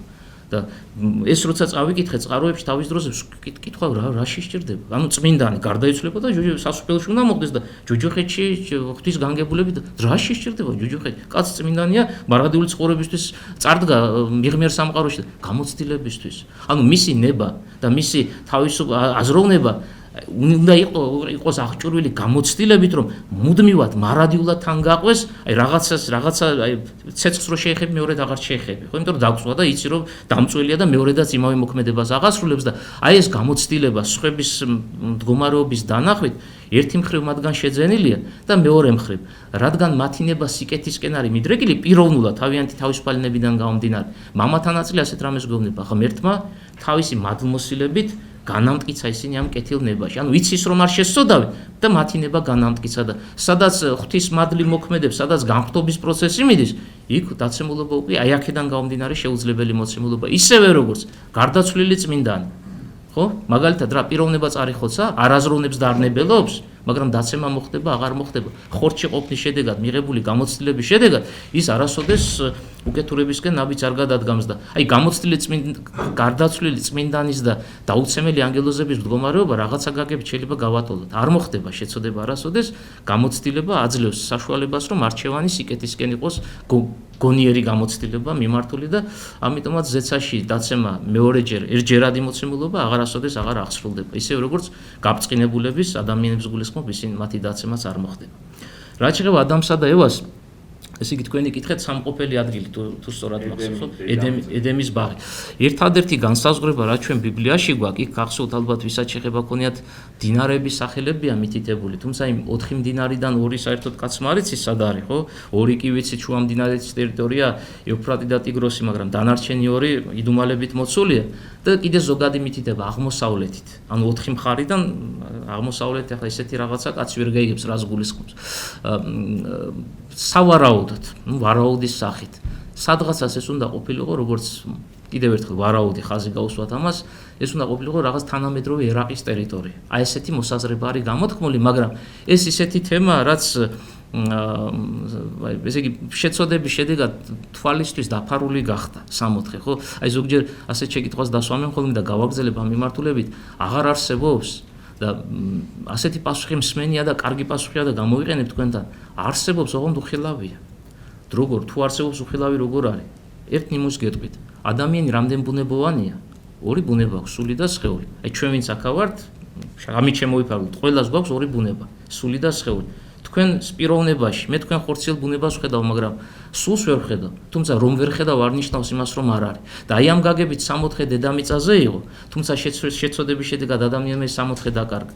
და თვალით უხილავია, მაგრამ იქ როგორ გითხრათ, რაღაცა კონკრეტულ გეოგრაფიულ მარშრუტს ისეც ვერ განახორციელებ, რომ გაღმოჩნდა. დაფარულობაშია და ეს დაფარულობა განცხადება შესაბამის ჟამს, მეორედ მოსვლის პერიოდს გულისხმობს. რაც შეეხება მდგომარეობას, თუ არ შესწოდავდნენ, აი თქვენ ასეთ შეკითხვა დასვით, ნახეთ, წმინდა მაქსიმე აღსარებლის განმარტება მინდა შემოგთავაზოთ. ღმერთმა ადამიანის შექმნა სრულყოფილი, მაგრამ არა განხრთობილი. სრულყოფილი ორ ტერმინს ვახსენებ, მაგრამ არა განხრთობილი. თუმცა ამას დაკონკრეტება სჭირდება. რას ნიშნავს სრულყოფილი და არა განხრთობილი? სრულყოფილი ნიშნავს იმას, რომ ადამიანში უკეთურების ნასახი არ არსებობდა. ყველაფერი, რაც ადამიანში შემოკრებილი იყო მხოლოდ და მხოლოდ კარგი და კეთილი. თუ კარგი და კეთილი იყო, განხტობილი რატომ არ ქვია, ხო? ისე ავტორს ვასახელებ წინა მაქსიმე აფსარებელი. განხტობილი იმიტომ არ ქვია, რომ განხტობილობა გულისხმობს დაუცემელ მდგომარეობას. და იყვნენ თუ არა დაუცემელები ჩვენი პიროვნებები? ისეთ შეკითხვა დავსვი აბსურდია. როგორ იყვნენ დაუცემელები დაუცემელები რომ ყოფილიყვნენ, არ დაეცემოდნენ, არ შეცოდავდნენ, ხო? აი განხტობა გულისხმობდა იმას, რომ ღვთისაგან სრულყოფილად არსებობაში შემოყვანილი ჩვენი პიროვნებები საფრთხემცნებას დაიცავდნენ.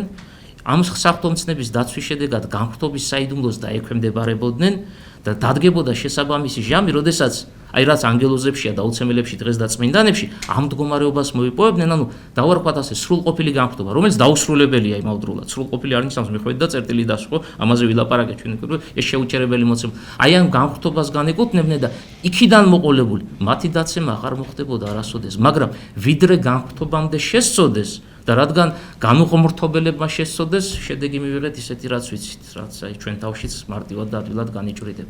ასე რომ თუ დაექვემდებარებოდნენ საფრთხემცნებას, მიაღწევდნენ ამ მდგომარეობას, დაუცემელობას, მაგრამ იქამდე მოხდა ის, რასაც მინდა წერილი მოგვითხრობს, სრულყოფილებმა შესწოდეს, ვიდრე განხტობამდე. სხვათა შორის ძალიან საინტერესო შეკითხვა დამისვით ჩემი პიროვნული მდგომარეობიდან გამომდინარე და რატომ აქვე გეტყვით ბარემ გულსრფელად რაღაც სიტუაცია იყო, სტატია უნდა მომემზადებინა და ერთ წყაროში, მეორეში, მესამეში, მეოთხეში რაღაცებს რო ვკითხულობდი, რაღაც გონებამ დაიჭირა რაღაც გარკვეული ეპიზოდები და სტატიას დავარქვი სათაური ასეთი. ჯერ არ გამომიქვეყნებია, მაგრამ მუშაობის პროცესში ვარ და 95% დასრულებულია, 5%-ია მისამადებელი. ესე იგი, წმინდა წერილსა და ეკლესიის მამათა შრომებში დაცული სწავლება ჯოჯოხეთის ადგილსამყოფელის შესახებ. ზუსტად აი რა შეკითხვას თქვენ დასვით, ამას პასუხობს. ახლა იქ ძალიან ვრცელი განხილვა, კონკრეტული წყაროებია მითითებული ბიბლიური ეკლესიის მამების კომენტარები. მე შემიძლია მოკლედ გითხრათ. აი დასკვნის სახით, რას გვთავაზობს საეკლესიო ეგზეგეტიკა, გულისხმობს წმინდა წერილს და პატრისტიკულ ლიტერატურას. პატრისტიკულ ლიტერატურაში პატირ მამას ნიშნავს და მამათა შემოქმედება, ქართულად შიგადაშიგ ტერმინების განმარტებას გვჭირდება. ცალსახად, აი ერთ ხმად, ერთმნიშვნელოვნად ასეთ პასუხს გვეუბნება საეკლესიო ლიტერატურა. ჯოჯოხეთის ადგილი არის ქვესკნელი, ანუ მიწისქვეშეთი. მაგრამ ჩვენ ახლა კონკრეტულად ადგილი შემოვსაზღვროთ, აი რაღაცა გეოგრაფიულად, ეგ შეუძლებელი ამბავია, მაგრამ ერთმნიშვნელოვანი განმარტება არის აი ქვესკნელი, რაც აგვაქვს ხშირად გვსმენია ეს ტერმინი. ეს არის დედამიწის სიღრმე, დედამიწის სადღაცას აი შიდა სივრცეები, რომლის კვლავ გავიმეორებ, შემოსაზღვრა შეუძლებელია, მაგრამ ზოგადი განსაზღვრება საეკლესიო ლიტერატურაში ასეთია, წმინდანები ზეცაში იმყოფებიან გაბრწყინებულები, ხო? აი ესე ცალკე თემაა სამიცა არსებობს და ანგელოზთა სამყოფელი სად არის და წმინდანი. კი, და აი რაც შეეხება მაგ მდგომარეობას, ჯოჯოხეთის მდგომარეობას, ფიზიკურადაც განსხვავდება. ერთი ზეცაა, მეორე ქვესკნელია, მეორე დედამიწის გულია და აი საეკლესიო ლიტერატურაში ამ განმარტებას ხვდებით. მოკლე პასუხი ასეთი გახლავთ და მე უფრო ცლად და წყაროწოდნებითაც შეიძლება როცა დასრულდება ეგ ამბავი, გულისხმობ იმ სტატიას, იქაც ნახოთ ეგ კონკრეტული წყაროები და განმარტებები. რაც შეეხება ქალბატონო თქვენ შეკითხვას, ალბათ ბევრნაირად შეიძლება პასუხი გაეცეს ამ საკითხს და ერთ-ერთი ყველაზე ისეთი რთული და პრობლემური თემაა, მაგრამ მოდით მე რაც მომივიდა გონებაში პირველი მაგას გეტყვით, იცით რატომ ტირის და გლოვობს ადამიანი ამას? აი ძალიან ზოგადს ვიტყვი, არაბუნებრივი მდგომარეობაა ჩვენთვის და იმიტომ. ანუ სიკვდილი თუ გარდაცვალება, ორივე ტერმინის გამოყენება შეგვიძლია, ხო? მაგრამ უფრო სწორად მაინც გარდაცვალება ასახავს მდგომარეობას. ანუ გარდაცვალება რას ნიშნავს? მდგომარეობის ცვალებადობა, ხო? დღეს პირობითად ამ მდგომარეობაში ვარ და ხვალ სხვა მდგომარეობაში ვარ და აი ზუსტად ერთი გარდაცვალება კარგად გვიჩვენებს შედეგს ადამიანის აი ამ კონკრეტული ეპიზოდისა ცხოვრების. არაბუნებრივი მდგომარეობა და რატომ არის იცით არაბუნებრივი მდგომარეობა? ღმერთს სიკვდილით და სიკვდილისთვის არ შეუქმნია ადამიანი. ანუ ჩვენს ბუნებაში გარედან შემოჭრილი უცხო მოცემულობა, უცხო თვისება, რომლითაც ვარ ჩვენ შეპყრობილები, ახლა ამას ხელი კარი და ეგრე არ არის, მოქმედებს ჩვენში, ხო, მაგრამ მოქაი როგორც ეკალი შეესობა ადამიანს და უცხო სხეულია, ეს უცხო სხეული თავის საშვება, ხო, გაწუხებს იქ რაღაცა პროცესები იწყება. არ არის ჩვენთვის ბუნებრივი მდგომარეობა და აი ამ არაბუნებრივ მდგომარეობას ადამიანი ასე მარტივად და ადვილად ვერ ეგუება. და მეორე მხარეც არის, ახლა ნახეთ, არაბუნებრივის მეტი რა გვაქვს? უყვედრელი ვნებებითა ვართ სავსე. უყვედრელი ვნებები არის შიმშილი, წყურვილი, დაღლა, ასე შემდეგ, მაგრამ ერთადერთი რაში ჩვენ გამოცდილება არა გვაქვს, სხვა ყველაფერში გამოცდილება გვაქვს და გამოცდილება თავისაშვები. ეს არის სიკვდილი. რა, ბევრჯერ მოვკვდით და გავცოცხლით, რაღაცა დროს ერთხელ გველოდება და სადღაცასთან ადამიანი მიღმიერ სამყაროში უნდა გარდავიდეს. ისეთი რაღაცები გაიგო შეიმეცნოს, რა ვიცი მე, აი რა, იდუმალებით ახსავსე ქვეყნიერება, ხო? მარადისობა იხსნება და მარადისობა და რა გითხრათ, რაღაც შეუცნობელი მოვლენები კი არა. აი სხვა ნიმუშს მოგიტან. ვიღაცა დიდი თანამდებობის პირთან რო გითხრან, რომ ეხლა შენთან შეხვედრა უნდა, ხვალ და იქ რა შინაგანად ის გემართება, ხო? რაღაცა მაინც მისი მდგომარეობა თავისაშვება, ეხლა დიდი პიროვნებაა, დიდი თანამდებობის კაცია და გინდა არ გინდა მოქმედებ შენზე და ჩემნაირი მოკვდავია. რამეთ კი არ განსხვავდება. აი როგორი სიკვდილის მატარებელი ვარ მეც და როგორი ერთი პატარა გარეშე მოწერილი კაცი ვარ, ისეთივე ეს დღეს მე ვარ მოკვდები ხვალ ის ამ პირიქით ის გამისწრებს მეც და არაფერი ჩემგან არ განსხვავდება, მაგრამ მისი მდგომარეობა ჩემზე მოქმედებს, ხო, რაღაცა სტატუსი აქვს და ასე შემდეგ და ჩვენ ვარ დიდი საიდუმლოს წინაშე წარმდგარები. ან ვიღაცები წარდგნენ უკვე და თან მეორე მხარეც არის, პრაქტიკული მხარე, კარგი გაგებით პრაქტიკული. ნახეთ ახლა ეს ჩემი ახლობელი ჩემ გვერდზე იყო, თვალებში უყურებდი.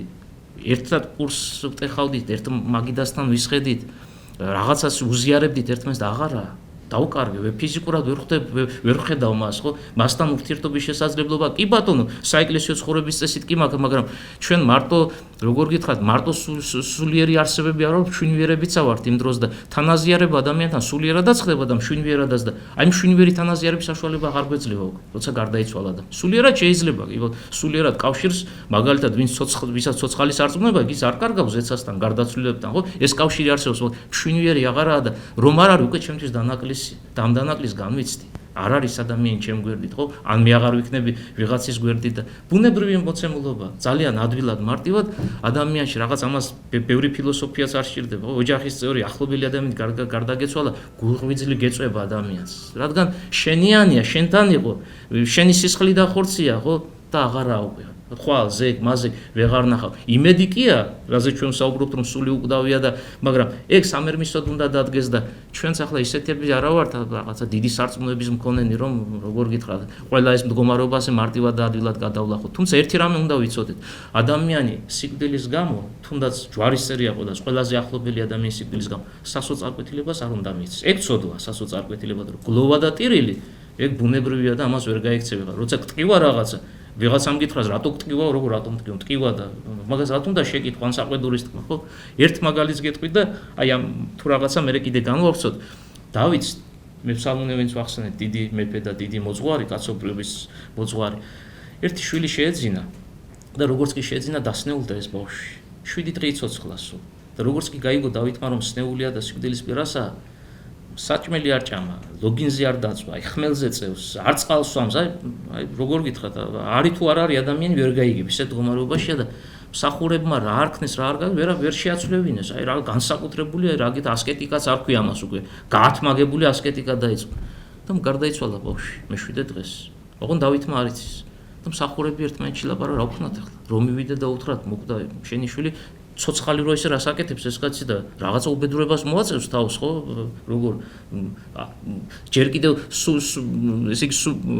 სიკვდილის განუცდელად რომ ასეთი გლოვა ქონდა, შეიძლება თავი მოიკლა საერთოდ მამა. შეუძლებელია რომ არ უთხრან მამაა და ბოლო-ბოლო მივიდნენ და უთხრეს და დავითმა გააკეთა ასეთი რაღაცა. მაშინვე ადგა, ეს სამგლოვია რო სამოსელი გაიხადა, სუფრა გააშლევინა, პური გატეხა. გაოგნებულები უყურებენ მსახურებს, საერთოდ ვერ გაიგეს თავი და ბოლო რა ხდება. და ეკითხებიან კი, მაგრამ უცებ. ბავშვიო სნეული იყო და მაშინო ისეთ ცხოვრების წესი საოცარია გვჩვენეო და ეხლა გარდაიცვალა გითხარი და ჩვეულებრივ როგორ ცხოვრობდა მანამდე, ასეთ სიტყვები თქვა. სანამ ცოცხალი იყო, ვევედრებოდი ღმერთს, რომ დაეტოვებინაო ჩემთვის. აღარ არის, მიღმიერ სამყაროში წავიდაო. ის ჩემთან ვერ მოვა, მაგრამ დრო დადგება და მე მივალ მასთან და უნდა გაგრძელდეს ცხოვრება, საქმეებია მისახედი, სახელმწიფოა, ხალხია, სხვა შვილები არის და აი ეს ჩვეულებრივად თითქოს და ცოტა უხეშად გამოვიდა, ადვილად და მარტივად ძველი ცხოვრების წესი აღადგინა. აი სწორი მიდგომა, არასასოდ გულისტკივილი იყო, მე მეორე შვილს როცა მოუკლავენ აბესალომს, მისი მტერია, მამას მოსაკლავად მოსდევს ისე შვილს მოუკლა, ცხარეცრემლები დასტირის, აბესალომ, შვილო ჩემო, მერჩინაო შენ მაგივრად მე მომკვდავრიყავიო, მაგრამ სასოწარკვეთილებას არ ეძლევა და აი სწორი დამოკიდებულება ეს არის. სიკვდილი ისეთი რამ არის დამით ვასრულებ, ამან არ შეგაძრწუნოს ადამიანი, უბრალოდ ჩვენ ესა განცდილი არა გვაქვს, თორე მე ესეთი ხალხი მინახავს, ვისაც ეს შეეხო, ეს სნეულების გამო. ორი კაცი, ორი მახსენდება. ერთმა მითხრა, რომ გავიგიო რაღაც დაავადება, რომელიც კლავს ადამიანს და გამოსავალი არ არის, დრო გაჩერდაო თქვა. გაიყინა სამყარო.